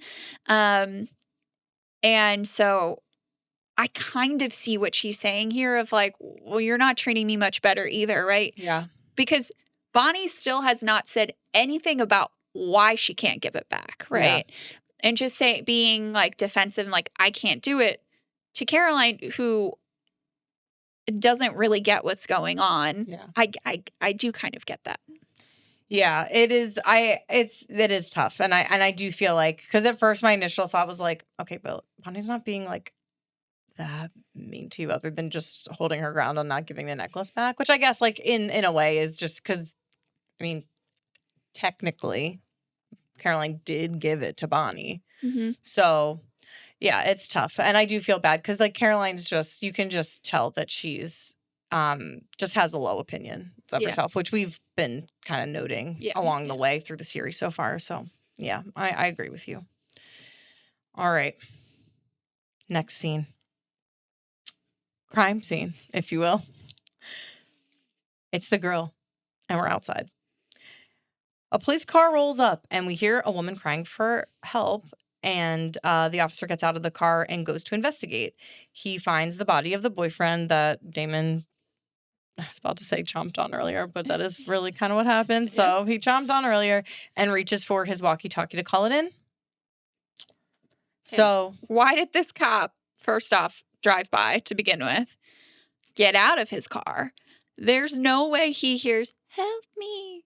yeah, it feels a little faint. Yeah, right? from where she's situated. I mean, like, yeah, I agree. I think it's definitely. I mean, he must have some rock star hearing he must have vamp hearing for if he's like driving in his car and gets that. But I mean, yeah, it's just. But he does at least go find her, I guess, which is good. Yeah. So our next scene is lushy, lovable vamps. We are back inside the grill. Lexi orders shots of tequila from the bar. She goes from 2 to asking for 3. So the bartender's like, let me see ID, which, buddy, you should probably just not be serving alcohol, period, because there are teenagers there, right? Or everyone should be getting ID. Or like, I don't know, a wristband. Yeah. Wow, what a novel concept. A hand stamp. I don't know. There's a lot of ways we could have gotten around this. Anyway. So Lexi compels him to not only forget carding her, but also to give her drinks for free. As he's pouring the shots, she spies Elena. So she goes up to talk to her. Elena, seeing the shots, says she didn't know vampires could drink. This is really confusing to me because she, Caroline, Stefan, and Damon all were drinking champagne together at the founders party. So you maybe haven't seen him drink bourbon like we have, but like, what? Yeah. You've also like seen him drink, like he's eaten meals with you. Like it's just such an odd. That's such a weird thing to say. But Lexi says that it helps curb the cravings. Elena says she's never seen Stefan drunk. Well, obviously you didn't know he could drink a second ago. And she like alludes to him being uptight, but says that he isn't with Lexi, which obviously we've noticed. Lexi replies that when you've known someone for over a century, you can just be yourself. And Elena says that Stefan can't be himself with her. She's upset about it. But Lexi assures her that it takes time, and the first step was Stefan telling her that he's a vampire. She then shares that the love of her life was human, and that love really did conquer all at the end of the day. Elena admits that she's scared, to which Lexi points out that she came to the party, right? Like she's here, she showed up. And she says, when it's real, you can't walk away. Elena then tells Lexi that it was really nice to meet her. Lexi shoots her shots of tequila and walks off. So we already talked about a few of the notes. I do think it's interesting that alcohol curbs cravings. We also know that coffee can do that. We learned that in a previous episode. And I do really love the advice that Lexi offers to Elena. It's a nice moment between the two. Yeah. Not only is like Lexi a great just like friend to Stefan, it seems, but she's like also a girl's girl and is like trying to, you know, get these two to kind of reconnect again. Like she understands that her best friend is in love with this. I was about to say woman. I mean, she's a young woman. A young woman. And like that, you know, she wants them, like she wants Stefan to be happy, but she's also trying to like help Elena too, which is really sweet. And just my other thought was Lexi knocking back 3 tequilas is a choice. My girl. I know you love a tequila shot. I do. Oh my gosh. The last fun little factoid. I told you this. Like, so Christina and Alex host a Mardi Gras party every year. Another themed party. Another themed party. Not for a birthday, but just for Mardi Gras. For Mardi Gras. But this past year there was tequila, and there's always some kind of like tequila at like a birthday party function at y'all's house. Yeah. There were shots passed around. I fully pretended to take the tequila shot and was like fully committed, being like, oh yeah, I want one. And then just like, then put it down. And I'm almost positive that I think Dwight thought it was something else and definitely drank it because he did tell me that the next day. Sorry. Yeah, I did not. I mean, I was on another plane of we existence, were all on, but I mean, it was a late night, but no, I just like, I don't, in my like old age, I've done a lot of shots in my life, and I feel like my time of doing that particular type of drinking has come to, and like shots in that way. Tough doing stuff for me. 3 shots like that. So I'm looking at Lexi being like, yeah. But hey, get it, queen, because you know what? You're a vampire, and I'm sure you have a very high tolerance. She probably can't get hungover. So. No, so go for it. Snaps, girl. Okay. Next scene. You're not a kiddie pool. We're still at the grill. And Lexi rejoins Stefan at the pool table. He thanks her for talking to Elena. And Lexi replies that she was, one, that Stefan was not supposed to be hearing that. Yes, he wasn't supposed to be listening in. And 2, she said she was feeling epic. That's fun. He and Elena make eyes at each other from across the bar. Outside, Sheriff Forbes is talking to her Jeopardy. She's talking to her Jeopardy. You can tell that we're getting to the end of the episode. Actually, I've been flubbing my words all episode, so let's not pretend like it's just this. She tells her deputy to keep the murder contained, and he shows her the girl that's been who was sitting in the wall in the dark, and the sheriff tells her to the girl to tell her everything that the girl saw. So back inside, Elena finally comes over to Stefan at the pool table, and she tells him that she couldn't miss his birthday. No, you wanted to spy, girl. Don't just be honest about it. Just be honest. Meanwhile, Caroline goes over to a booth, and Matt is sitting there with a random person, and she falls into the booth. Clearly, could have been Tyler, like right? Could have been Tyler, but wasn't. And maybe they wanted to just like have so that this could be more of an exchange between those two. They had it be just like a rando. But she's clearly drunk, and she tells Matt the bartender was nice to her, unlike the rest of the global universe. That feels like a very drunk girl thing to say. Candace is doing some great drunk girl acting in this like whole thing. And he infers that she had a bad night, and she asks him if she's shallow, to which he laughs before realizing that she's serious. And he says deep isn't really her scene, and agrees that she is shallow, she agrees that she's shallow and says that she's there's so many S words in this. I know, I'm sorry. She's so shallow. She's a kiddie pool. And then eventually she says that she wants to go home, and Matt offers to take her. She struggles to stand, so he carries her out of the bar, and they run into Caroline's mom. Sheriff. Sheriff. So this is tough stuff. Her daughter's doing some illegal shit in front of everyone, by the way, because all the other cops are also out there trying to contain the murder that's happened. A lot of stuff.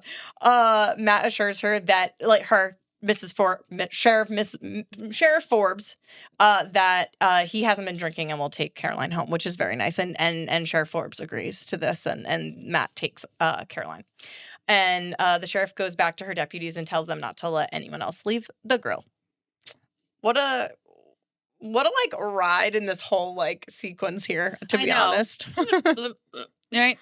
I think some people could use a tequila shot in this scene. Some people maybe had too many tequila shots. You know.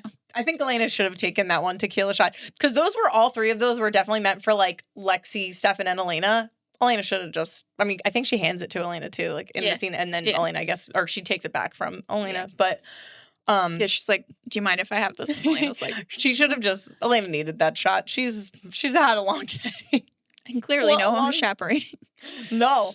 But yeah, so something that I like, so I don't know, maybe you can help me like remember this, or so we hear Lexi using the term epic, like that she was feeling epic. So was it in our earlier episodes, and feel free, listeners, because like I didn't really go back and check, was it Elena that said epic first, or did Stefan say that terminology first? Because if it was Stefan, then it would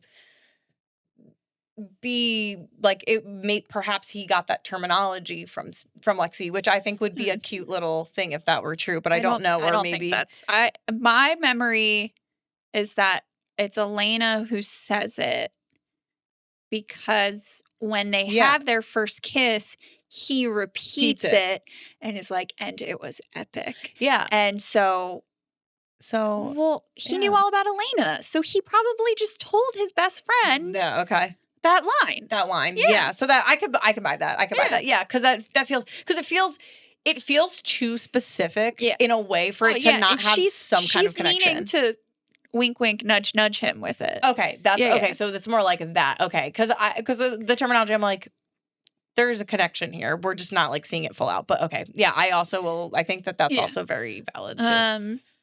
Then I want to extend a thank you to Matt Donovan for taking care of Caroline. And it really isn't funny. It's a really sad moment. But I'm so shallow, I'm a kiddie pool. Like, it is just such a silly thing. Like, it's just so ridiculous. And I can't help but smirking at that. Absolutely. And one thing I have to say about that is, why are we telling people how deep or not deep they are? Because Caroline can be as deep as she wants to be. So Fair. I know they're high school kids, and I know that they like are shaping their identities, and that it can be very one note at that age. But it's like, you don't. No one is what you tell them they are. They decide who they want to be. So if that's something that, like, Caroline might feel like that currently, and she's learning more about her identity and growing into herself, but that's just, don't like that. I don't know. So. Yeah. My last thought is, this party is huge. How did no one from the sheriff's department keep tabs on this? Like, and also it's a popular place. A lot of people know. So they know. So people, and we know this town's small. Only bar slash coffee shop slash restaurant. So I confused. My only other really like small tiny baby headcanon is that did Lexi, when she compelled the bartender to give her shots without like the ID, did she also, this is a headcanon moment, did she also then, maybe because she knew Caroline was like having a rough time because Damon sucked her, maybe she doesn't even know Caroline, though. But maybe she heard with her vamp hearing that Damon was being a shit because like they had interactions. So maybe she was like, yeah, fuck it, let this girl, like, this girl had this party. Because she should know, like, vaguely about who Caroline is because it was Caroline's party, right? Like, so maybe. That's true. But I don't know. That's just my headcanon. I really don't like Lexi's hair. And I do think she needs to let Caroline fix it for her. Yeah, I mean, I would support that. So, she's got a lot of hair to work with. Right? Maybe too much hair. A canvas, if you will. Yes. All right. So our next scene, it's part of the plan. We are still at the grill. We see Lexi bring more shots over to Damon in an effort to bribe him into answering what he's really doing in Mystic Falls. He tells her he has a diabolical master plan. And when she asks what it is, he tells her it wouldn't be very diabolical if he told her. We have seen Uncle, Nephew, Cousin Zach and Stefan being like, Damon, what's your plan? What are you up to? And so I love that he's like been saying what I've been saying every time something like this comes up. It's not a diabolical, evil master plan if you share it with people. So hilarious. At the entrance, we see Sheriff Forbes bring in the girl from the alley. She tells her to point out anything she sees. So specific, Sheriff Forbes. We see the girl point at Damon and Lexi, who are at the bar. Damon does notice this, but Lexi doesn't seem to clock it. The police take the girl outside, and Sheriff Forbes and her other deputies walk over to Lexi and Damon. Stefan, who's with Elena, clocks this. Mm-hmm. The sheriff doses Lexi with vervain. Damon pretends to be surprised, and weakened, the police just basically drag Lexi out of the grill. Stefan goes to follow, but the police at the door say, they bar the entrance. They say, you can't leave. Elena follows Through him. this door is what they say, which is crazy because one of my things is that would assume that they could leave through a different door, which they do, but Right. But also, I don't actually think you can block a fire exit. yeah, I don't know. Anyway, outside, as they're like taking Lexi to a car or to the station, whatever it is, she vamps out, throwing the deputies that are holding her off of her. Sheriff Forbes shoots her 4 times, and Lexi just keeps advancing on her. In the distance, like tucked behind a corner, I guess they came out like through the kitchen or something. Elena and Stefan watch. Damon pops up all of a sudden and stakes Lexi. Stefan puts his hand over Elena's mouth to stop her from screaming. And this initial blow didn't kill Lexi. So she asks Damon why. And he whispers that it's part of the plan. He twists the stake in further, and she drops to the ground, dead. He then asks Sheriff Forbes if she is okay, and she thanks him. She then tells him to get it in the car. Okay. Jeez. So, I've got some thoughts. Yeah. Lots of thoughts. First off, Sheriff Forbes, this is not how you conduct police work. Okay? Asking a traumatized witness to go into a crowded, loud environment and to just point out anything you see, not a good idea. Witnesses are notoriously wrong, right? That is actually a proven fact, right? That you need something besides witness testimony. You also, it's not cool to just drug someone. Yeah. Right? Like, if Lexi didn't vamp outside, they would not have known until wherever they took her that she was a vampire. Yeah. So, what? Like, well, I guess other than she does get like a little affected by it injecting her. So I'm thinking that if it were, because I think that if somebody like did that to one of us, like we would, like any human, they probably wouldn't. We probably wouldn't react. We That's wouldn't true. react. So because she does kind of go a little limp, but yeah, it's. But she's also been drinking a lot. I mean, Caroline is acting the same way. Yeah. So, sure. But I see your point there. So I have thoughts about that. Next thought. How premeditated is this versus improv for Damon? The couple hooking up seemed something he improvised, right? Because he goes outside, and sure part of his plan, because obviously it was premeditated to have this party, to have the police think it's Lexi, right? Which goes back to the foreshadowing I was talking about when she says, like, looking at anyone new, and he's like, I'm gonna have a party for the one new person who came to town today. Yeah. But he comes outside, and I'm sure at some point he would have attacked someone, right, to make his plan happen.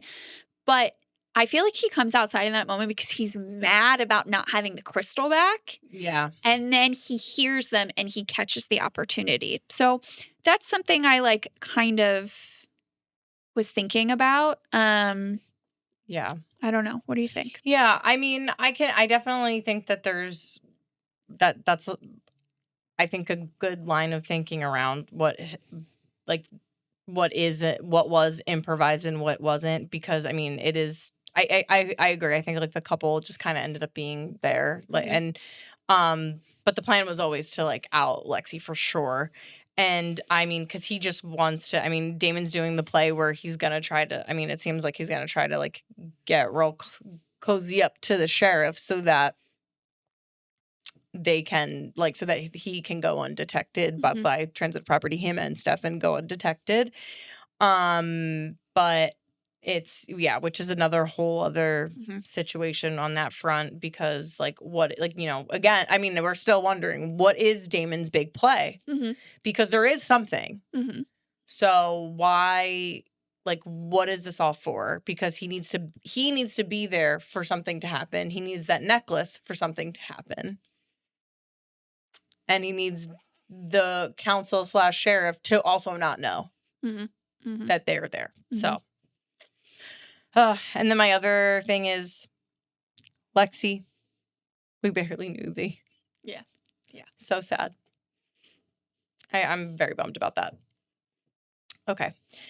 On to our next scene. Oh, we just have a couple left. Couple scenes left. Okay, so the stakes are getting higher.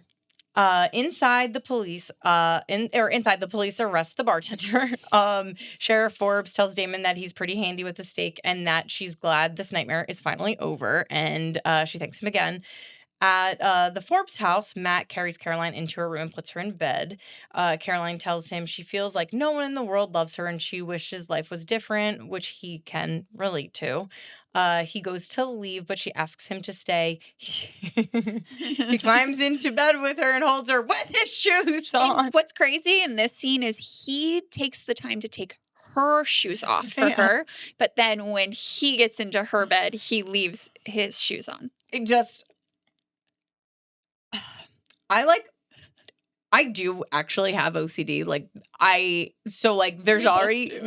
And like you do too. So it's like, there's already a lot of contamination problems that I have issues with. Like, I just, again, this is some nightmare shit.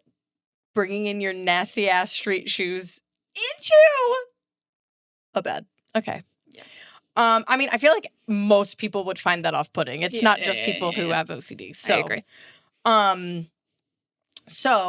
I agree. So we're back at the grill. Elena chases after Stefan, who says he has to kill Damon. It's like, this is it. And honestly, like at this point, yeah, this makes a lot of sense, to be honest.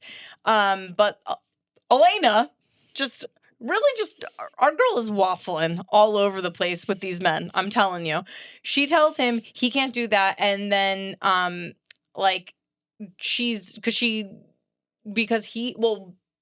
kind of going back and forth he's obviously very upset. He thinks she's trying to save him and that Damon will never change, but she tells Stefan that she's trying, that Stefan's trying to save Damon, right? I think that's She's trying to save Stefan. No, yeah. He thinks she's trying to save Damon. And she says, no, I'm trying to save you. That's what I mean. So yeah, he's like, no, like you're just trying, and no, it's because she just wants to save Stefan from making a mistake that might like haunt him forever. But I don't know. It's just, I don't know about that. I mean, I think that she's kind of right about this, even though, anyway. So he makes references to what she said at the beginning of the episode, saying that pain and death follow him and that Damon follows him and that Elena was right to stay away, and he walks away. Yeah. So, question. Now that we think Sheriff Forbes and Damon Salvatore are buddying up, do we think that Sheriff Forbes knows that Damon and Caroline dated? I think not.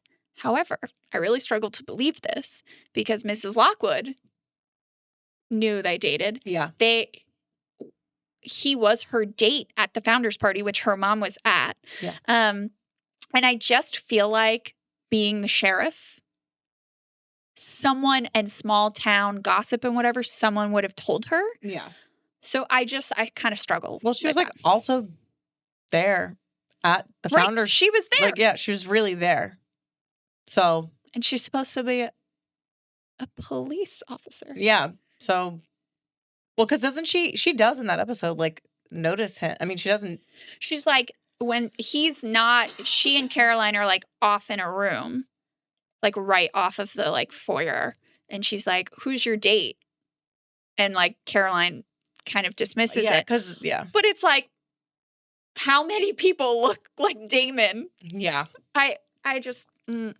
He's a face that's hard to forget, according to Mrs. Lockwood, so... I mean, I agree. He's also... a babe. Yeah, I agree, too. I would kill him in this episode, but he's a babe. So, yeah, it's... I mean, I feel like there would have been something going on about that, and I don't know, like...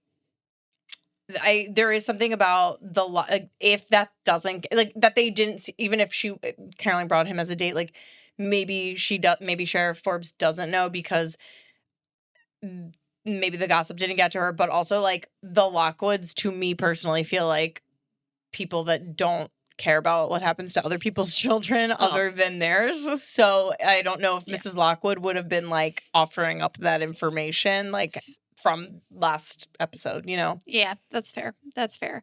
My next question is, do we think there might be some chemistry between Matt and Caroline? Oh, yeah.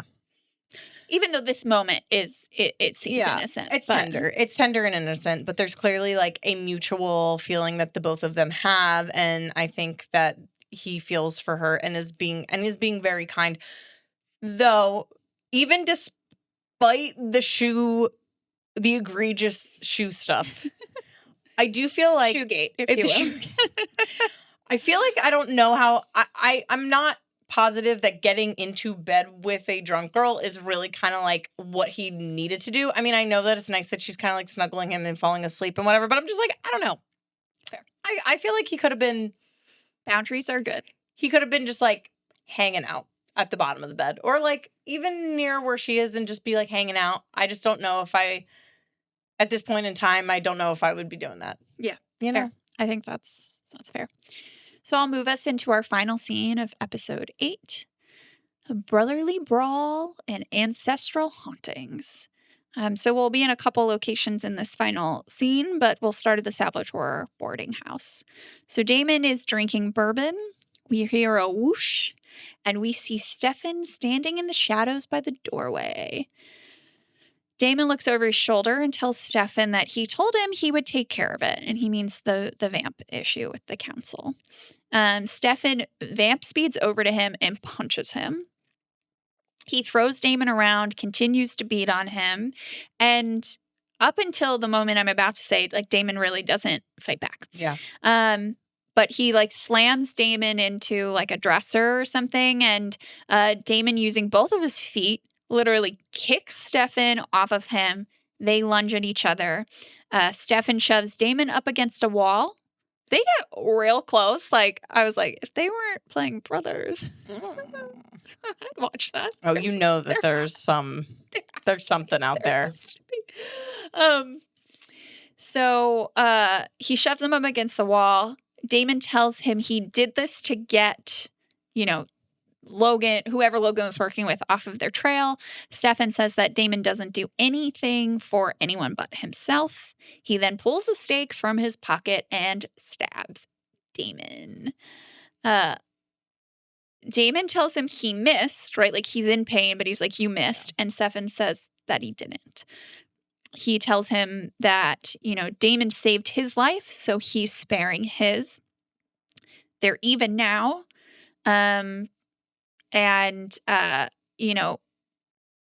He's like, he pulls out the stake, actually, stabs his brother again. It was like, and now we're done. Yeah. And he walks away. Damon falls to the ground in pain, and we see him pull the stake from his chest. Then we move to the Bennett house, and we see Bonnie tossing and turning in bed as she's dreaming. The crystal flashes as we see Bonnie running through the woods in her dream. She falls face first on the ground, and when she looks up, she's face to face with her ancestor, Emily Bennett, who says, "It's coming." Bonnie wakes up in the cemetery woods. Oh my God. And it's literally the same exact cemetery spot where like Vicky is and everything. It's just where Logan died. Vicky. It's a hot spot right there. Yeah, hot spot. I love to see Stefan beating the crap out of Damon. Though I'm just saying, like, maybe just kill him. Just like, just maybe kill him. I do also think it's really interesting that, as I was saying, like, Damon doesn't actually start fighting back about until halfway through. Yeah. And, again, in truth, Stefan, even angry, probably couldn't take Damon, right? Because he's not drinking the human blood. But I feel like for me, this is Damon knowing that he did something really fucked up and that, like, he deserves to get punched a few times. Yeah, he's not going to let his brother kill him. Or, well, honestly, I feel like he kind of almost did. Yeah. But so I do think it's interesting that we don't see him fighting back until then. And I think it's kind of him like, okay, I deserve it. But what else did you think about this scene? Well, I mean, I think, okay, this is really exciting stuff. And then we can kind of talk about it. So toward the obviously at the end of this episode, big witchy stuff happening. I don't know if I necessarily have anything like, I think that you hit it on the like nail. My brain is a nail on the head. Hit the nail on the head. We want to know what's coming. We do want to know. Emily, tell us. Yeah. And yeah, so I think that's all great. But I this witch stuff now becoming more prominent. I'm very excited to learn more about Emily Bennett. And what's even more cool is that Emily Bennett is Kendra, the actress who played Kendra from Buffy. And so I just needed to alert everyone of this very important time. It is truly, we love this. I love this for the actress who I literally have her name. Where is her name? Because I definitely had it here. Oh, Bianca Lawson. So glad that she's like in kind of a supernatural show again, and that she's playing this powerful ancestor. Yeah, excited to so excited for that. Excited to see more of her. So that's our scene by scene of episode 8, 162 Candles, and we'll be back in a little bit.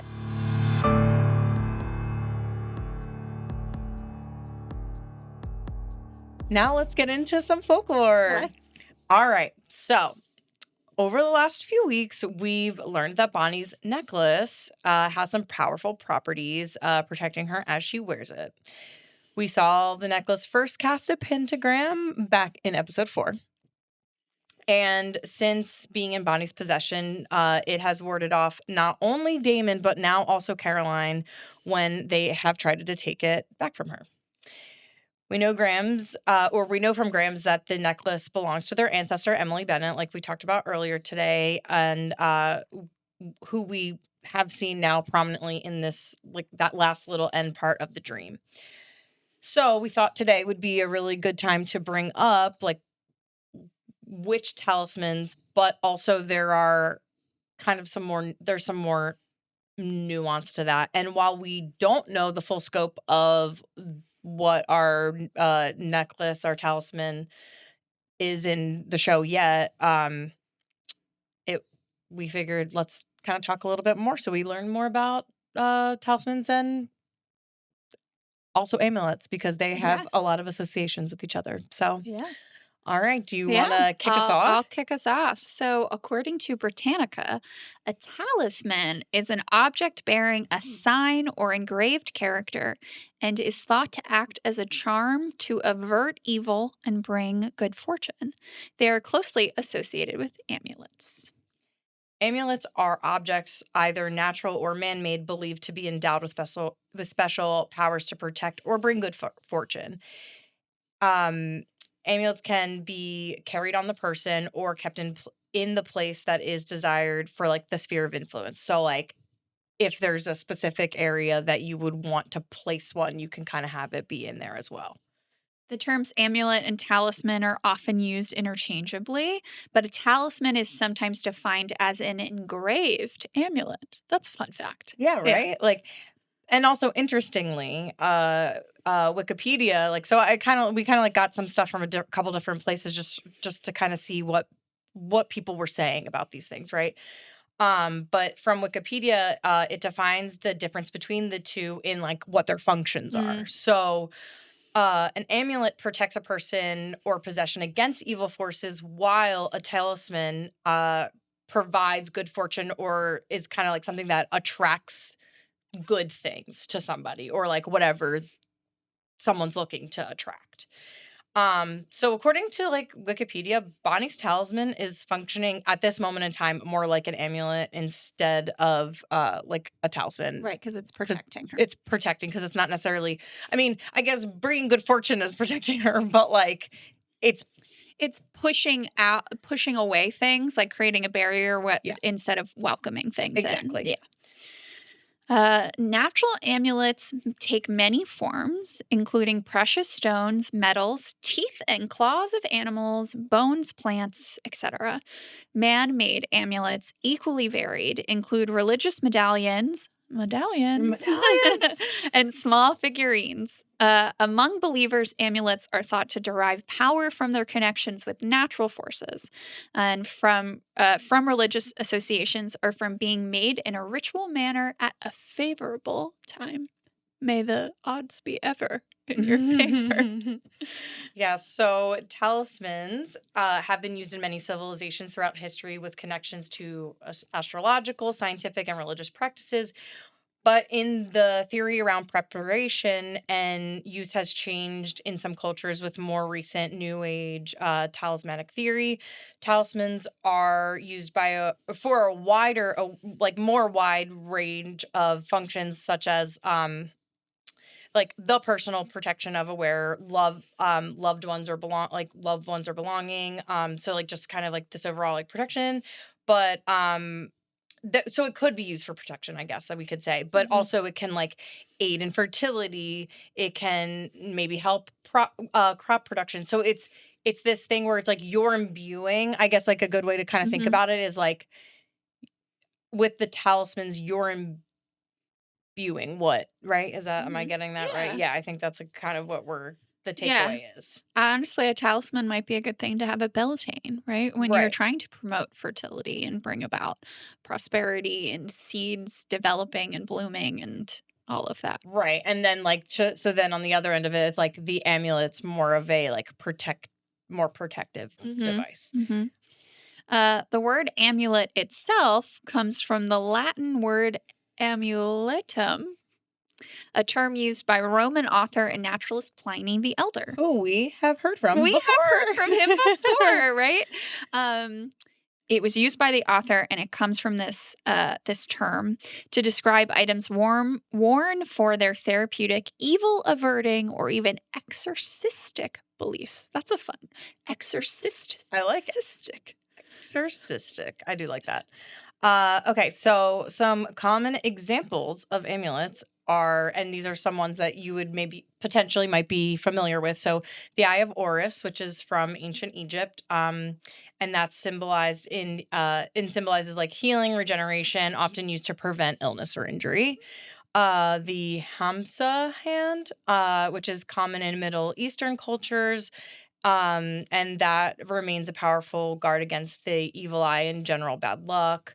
I should have looked up the pronunciation for this, but like a nazar or like and that word terminology coming from Arabic meaning sight, surveillance, attention, and like other related concepts to that is an eye bead or like an eye-shaped amulet believed to protect against the evil eye. I'm like actually wearing. Did you do that on purpose? No, I just always wear one. I always have you one. do usually wear it. And so like I have one on right now. And so it's supposed to just kind of like protect against the like just malintent, right? And actually fun fact on this particular type of amulet, it's said that like and it might be true for other ones as well, but like when this like if this were to break, it would mean that it was like protecting me from the thing because and actually Jen had gotten me because when Jen was in Greece, like her and TJ went to Greece for their honeymoon. Jen's one of our very dear friends, and she had brought me back a little one and it broke. So it was protecting you. So then I had to start wearing this one again. Anyway, another one, Christian cross, very common around these times, is worn by believers, also can function as an amulet, technically providing spiritual defense and warding off perceived evil, which we kind of talked a little bit about in terms of like warding off vampires and how that's has been used in vampire media. Yes. So. Talisman origins trace back to the Greek talisma, meaning a consecrated or sacred object. Unlike many amulets, which might often be found items or generally blessed items, talismans were typically crafted with deliberate intent. These were also often charged through specific ritual, symbolism, and alignment with cosmic or astrological forces, like favorable planetary alignments, which were believed to bless it with concentrated energies. It's similar to when we do magic under a full moon, for example. Exactly. So then another example for a talisman is the Seal of Solomon, which is a complex geometric feature and is a classic example of like a talisman that's been thought to grant wisdom, power, or control over spirits. And then we can also mention mojo bags from hoodoo, which seem to fit in both categories. Yeah, seems to like, so if anyone's familiar with the with hoodoo practices like that, like mojo bags definitely kind of can be both, right? Yeah. And I guess it just like depends, right? I mean, it does seem like they're used interchangeably, and that's why it's kind of like trying to keep it straight, being like, okay, talisman thing. So in the Vampire Diaries, they do call it a talisman, but it does feel like, just based on what this like some of the findings we found today, it does feel like it's more of an amulet right now. But very cool nonetheless. Excited to learn more. Yes. So, as witches, we figured we wanted to kind of like say, hey, like, if this is something that you're into, like, I feel like we've probably have done something like this in the past, haven't I mean, maybe not like intentionally made talismans, but putting intention into an object or blessing something for a magical purpose is something that I think we've both done in our practice. So do you want to like share a little bit about how like one could potentially go about making a talisman? Yeah. So first you want to find whatever object, piece of jewelry, etc. that you want to imbue. And I would say with this too, taking some time to journal, to meditate, to reflect, to have a clear intention for what you want to get out of this talisman, right? Whether we can just use it as an interchangeable term in this moment, talisman or amulet, what's its function? Do you want it to protect you? What do you want it to protect you from?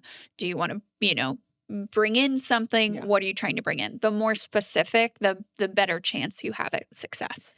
Yeah, I feel like for most, like, especially in like our practices, like that is definitely like I probably in most people that practice, like that is like having clear intentions is a really good of what you're looking to do, and being specific in what the function is definitely important.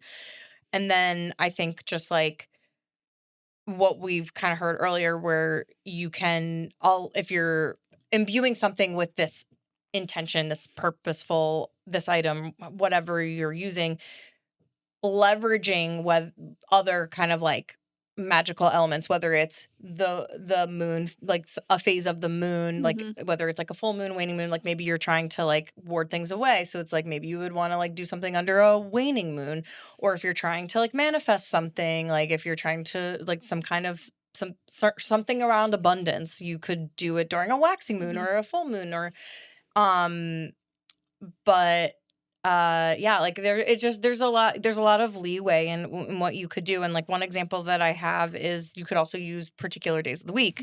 So like Mercury, the planet Mercury, is associated with like communication and even writing and just like clear thoughts and just clarity in all those kinds of ways in the way of communication.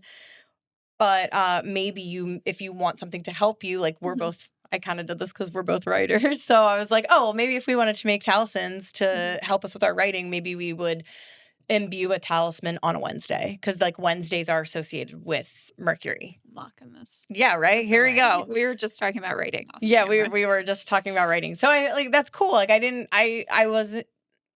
know we've never necessarily like done it in the way that we're kind of like framing it for our episode today, but we're familiar with this concept, right? So, yeah. And then you could add herbs or oil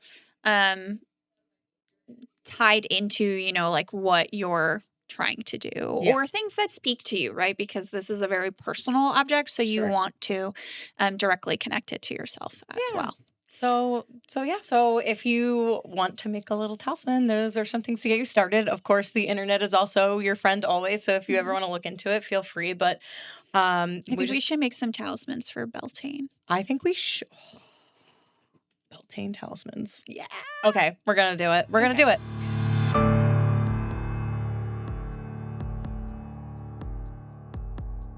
All right, we're gonna jump into hot takes and final thoughts. Yay. I guess I'll kick us off. Yeah. Yes. All right. So Tell us. first things first, I loved getting to finally meet another vampire, right? And one that's known the Salvatore brothers for so long, right? Over a century. Yeah. I hope that we get to find out how Lexi and Stefan met. But that was a really, really fun. And getting to see Lexi's dynamic with both brothers, but also, as we talked about earlier, just seeing Stefan, letting loose a little bit. It's nice. Yeah. It's nice. I do struggle a little bit with Damon besting Lexi like this, right? She's 350 years old, so she's double the age they are. She doesn't have a daylight ring. Nope. So she spent 3.5 centuries hiding and surviving, right? For the facts. So, and she knows Damon really well, right? She knows that there are humans in town onto vampires. I feel like she should have been on higher alert. Yeah. And I do feel like her senses as a vampire are probably heightened. Yeah. If she's stronger for being older, right? We know she drinks people blood. So she doesn't clock onto anything. No.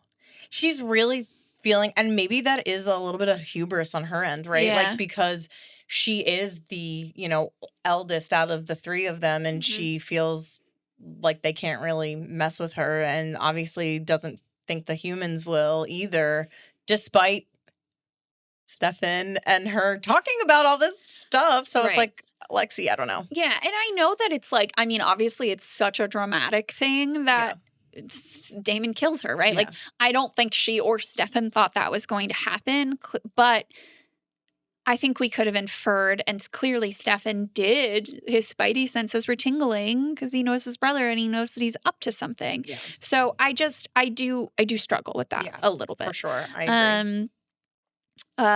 I mentioned this, we talked very briefly about Tyler being gone. He's gone again, and I don't have any problems with it. It's fine. I do really like my canon of like maybe he and Caroline made out and she did not invite him to the party. And he's too hungover from the Tyler Lockwood special. Yes.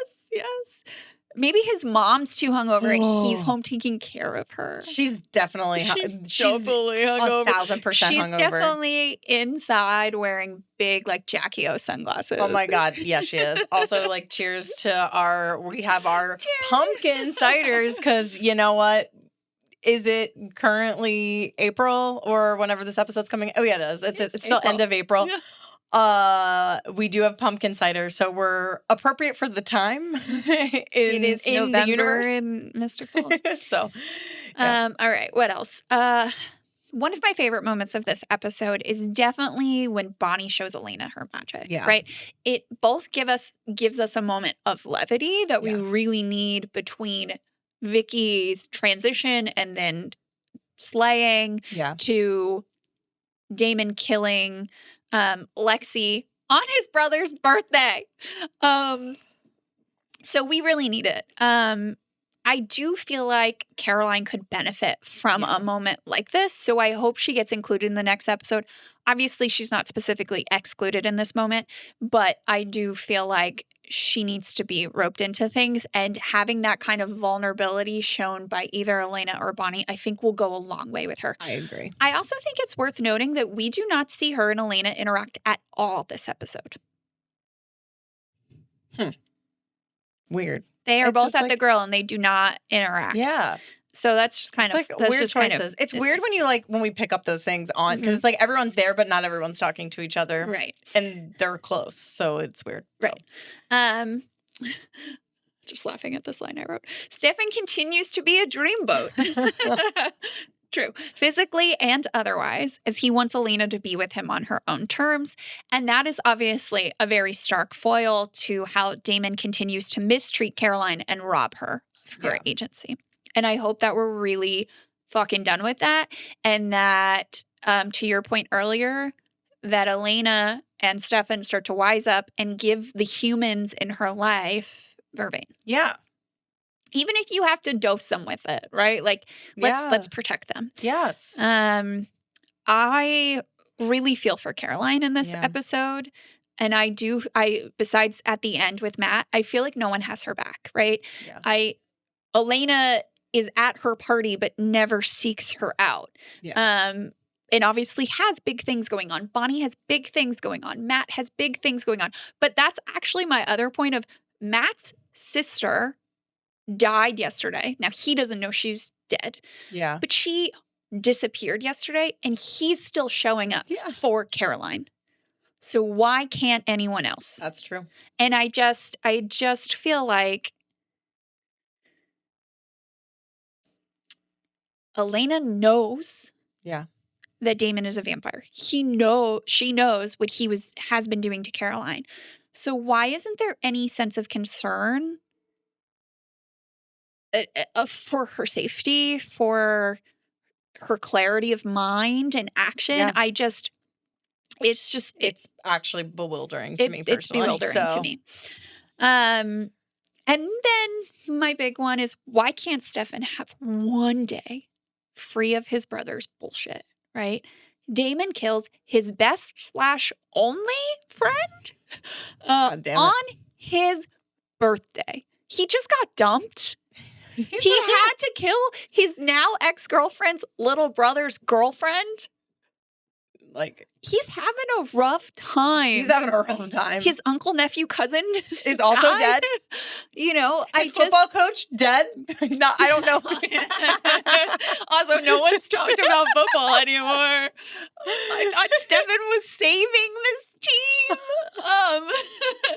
But if I was him, I don't know if I'd ever be able to forgive my brother. Like, if my brother killed you, I would never forgive him. I would. There's just a lot Charlie would never kill me. No, but if she did, you better never forgive her. But you know what we do actually have a picture of that we will include is from my bachelorette. There is a picture. It's me killing Charlie. Oh, well, okay. I guess it's a little different. It's but fine. I'll include it anyway. It's a fun time. Maybe we'll do it. When we did the Brenna universe. Yeah, Brennaverse. It was fun. Okay. But yeah, it's me dressed as Buffy the Vampire Slayer, and Charlie is dressed as Caroline. From the Vampire Diaries, and I use a fork to slay her. I guess we can still include it. It's a cute one. It's a cute one. Yeah, we can still include it. But what about you, Brenna? What are some of your final thoughts and hot takes? Okay, so as much as I've spent time supporting Stefan and Lexi's really fun going and comfortable relationship, it does read pretty flirty. Mm-hmm. Like, I don't know if that's like it does it, in certain ways. Like it feels very flirty. Paul Wesley and Ariel, I think it's how is it Ariel Kebbel? Oh, I forgot. I'm sorry. I forget how to pronounce her name. But You're beautiful. I think she's gorgeous. But I think that's her name. I did that from memory, and I did not double check myself, and that's on me. They have really great chemistry. They have really great chemistry. And honestly, to the point where, like, had she stuck around, I probably would have. My hot take is I probably would have shipped them, and Which I'm is sorry. wild, but like I see it. And again, this is kind of going back off of what you were saying about like people not looking out for Caroline. I just like need to bring up that we need to be equipping everybody who like might be adjacent to Elena and Stefan who are freaking humans. Like we need to be putting vervain amulets, talismans. I don't care. You gotta protect these people. What are we doing? You got to. Okay. So I did like bring it up. I'm not gonna like go into it, but I still, again, like I think the Jeremy acting normal is like a pretty notable part in the story, and I will be interested to see how that progresses. Right? Like he doesn't go to the party. I just realized. He wasn't at the party because he was catching up on homework. What Good a job. little bookworm. I'm proud of him. He's come a long way. I really do hate like Damon really sucks in this episode. There is just some pretty bad stuff. And you know, I feel like I remember back in the day when I was first watching the show, like even though it's like obviously he's very attractive there's stuff about, and he is antagonistic in these beginning episodes, but you know, like I think for folks that have seen the show, like obviously have their like rose tinted Damon glasses on, but in these like original early episodes, like he is bad, like, and he sucks. And I know that you're standing tall on those, on all of that, because you have not forgotten, but I do think that like the fandom in general has kind of forgotten about that. And there are I mean, I've already mentioned some of my unforgivables, and I will have more. Yeah, so it's like, it's tough, and he's got a lot to atone for, I'll put it that way. And I really just wish Lexi wasn't killed and was a character in the show. Like I would have liked to see a version where she got to like be another vampire that they're kind of. Yeah, couldn't he have killed some rando vampire they know? But like they don't. But I guess because I was thinking about that too, and I think it's because they don't really have any. Like there's no one really around there at this present moment. Like there's no one else that they know. Like obviously there was Vicky.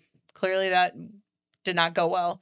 So I think, unfortunately, Damon seized the opportunity of having another vampire in town, and it probably and I'm not trying to defend him and his bullshit because it's bad, but I think that had there been literally any other vampiric visit, he probably would have tried to do the same thing. It just happened to be Lexi, which kind of, I still don't love it. I'm really upset that it happened, but like I do think that he is operating under that self-preservation mode. Yeah. Another thing just about Lexi is that I liked that she's just a more mature force. Like I just think that she would have worked cool as a character, as like a more mature force within all the characters that we have. But my last and final thought is, this was a terrible birthday, and Stefan deserves a do-over. No wonder he doesn't like his birthday. I know. Right? Like, we gotta throw him a birthday We're throwing party. him a birthday. Could you imagine if we were like, Stefan, just like, be like Caroline in less. It's a Friday night here. That's why we have our little drinks. We're having fun. We're going to get some dinner after this. And I'm like, could you imagine if we were Caroline and just whipped together a party for Stefan? I mean, we could do it. We could do it. All right. So favorite line from the episode. Do you have one queued up? I was trying to look up one. Well, I feel like there are two notable ones, and that I feel like the ones that you've called out earlier are definitely two of the ones that I also really liked. So you'll rock her world so hard with your vamp sex. She'll be yours forever. Since we've been talking about sex positivity, I feel like that line is pretty good for me. I love it. Yeah, I mean, there was no question that my favorite line from the episode was going to be from Lexi, and that was one I was thinking of. I also love, "That's it, Damon. After a century, I finally realized death means nothing without you. Do me." And then I also just have to note that I love when she calls Catherine a little bitch and said she would have kicked her ass. Honorable and mention. then later on, when Stefan's like, "Elena's not anything like Catherine," she goes, "Oh, so she's not a raging bitch?" And I'm like, she's great. We have to give Lexi her flowers, and I'm glad we did. And also, it's funny because we so often pick lines actually from Damon, because he gets, writing-wise, a lot of like really good quips. Yeah. And in this episode, she's got all the good ones. She is. She's fine. So, which she deserves. All right. So, last but not least, fuck, marry, kill. I'm going to fuck Lexi. Okay. Because she seems like she'd be a lot of fun. Yeah. I drink tequila with her. I dance with her. I don't think I'm good at pool, but who cares? I don't like her hair, as I've talked about, but like if I close my eyes, I don't have to look at it. But yeah, I think she'd be fun. And spice things up a little bit. I'm going to marry Stefan. Surprise, surprise. But really because I love him and it's his birthday, but also for him continuing to be a stand-up guy. Yeah. Obviously, we both struggle with the fact that he continues to lie to Elena about Catherine and their resemblance, but he genuinely wants her to be her own person, to make her own choices, and have that agency. Yeah, and that for sure. That's hot. That's really hot. And I'm killing Damon. I mean, like, is it a surprise? No. No. Is it justified? Absolutely. You're not waffling like Elena. You're full No. resolute here. No. And I mean, I get where she's coming from of like, genuinely, I don't know what it would do to Stefan. Yeah. I feel like he would probably start drinking human blood because he'd just start on a spiral. But like, I think things would be a lot better. Yeah. Who's to say Damon couldn't be a ghost? Yeah. You know? Who's to say? I'm This just is a saying. supernatural world, so. But yeah, he deserves to die. Yeah, I mean, he definitely deserves to die in this episode. Okay. So I think for my fucking, I'm fucking Stefan because he had a horrible birthday and somebody needs to give him he's getting birthday sex from me personally. Because what a shitty birthday. So, and, you know, he's hot. So it's all good. Side ab moment. So yeah, definitely fucking Stefan. It is, I need to cheer him up, you know. I'm marrying Lexi. Like, I just think the way that she's like calling back all the times of the fun stuff that they've done, like meeting, was it Bon Jovi?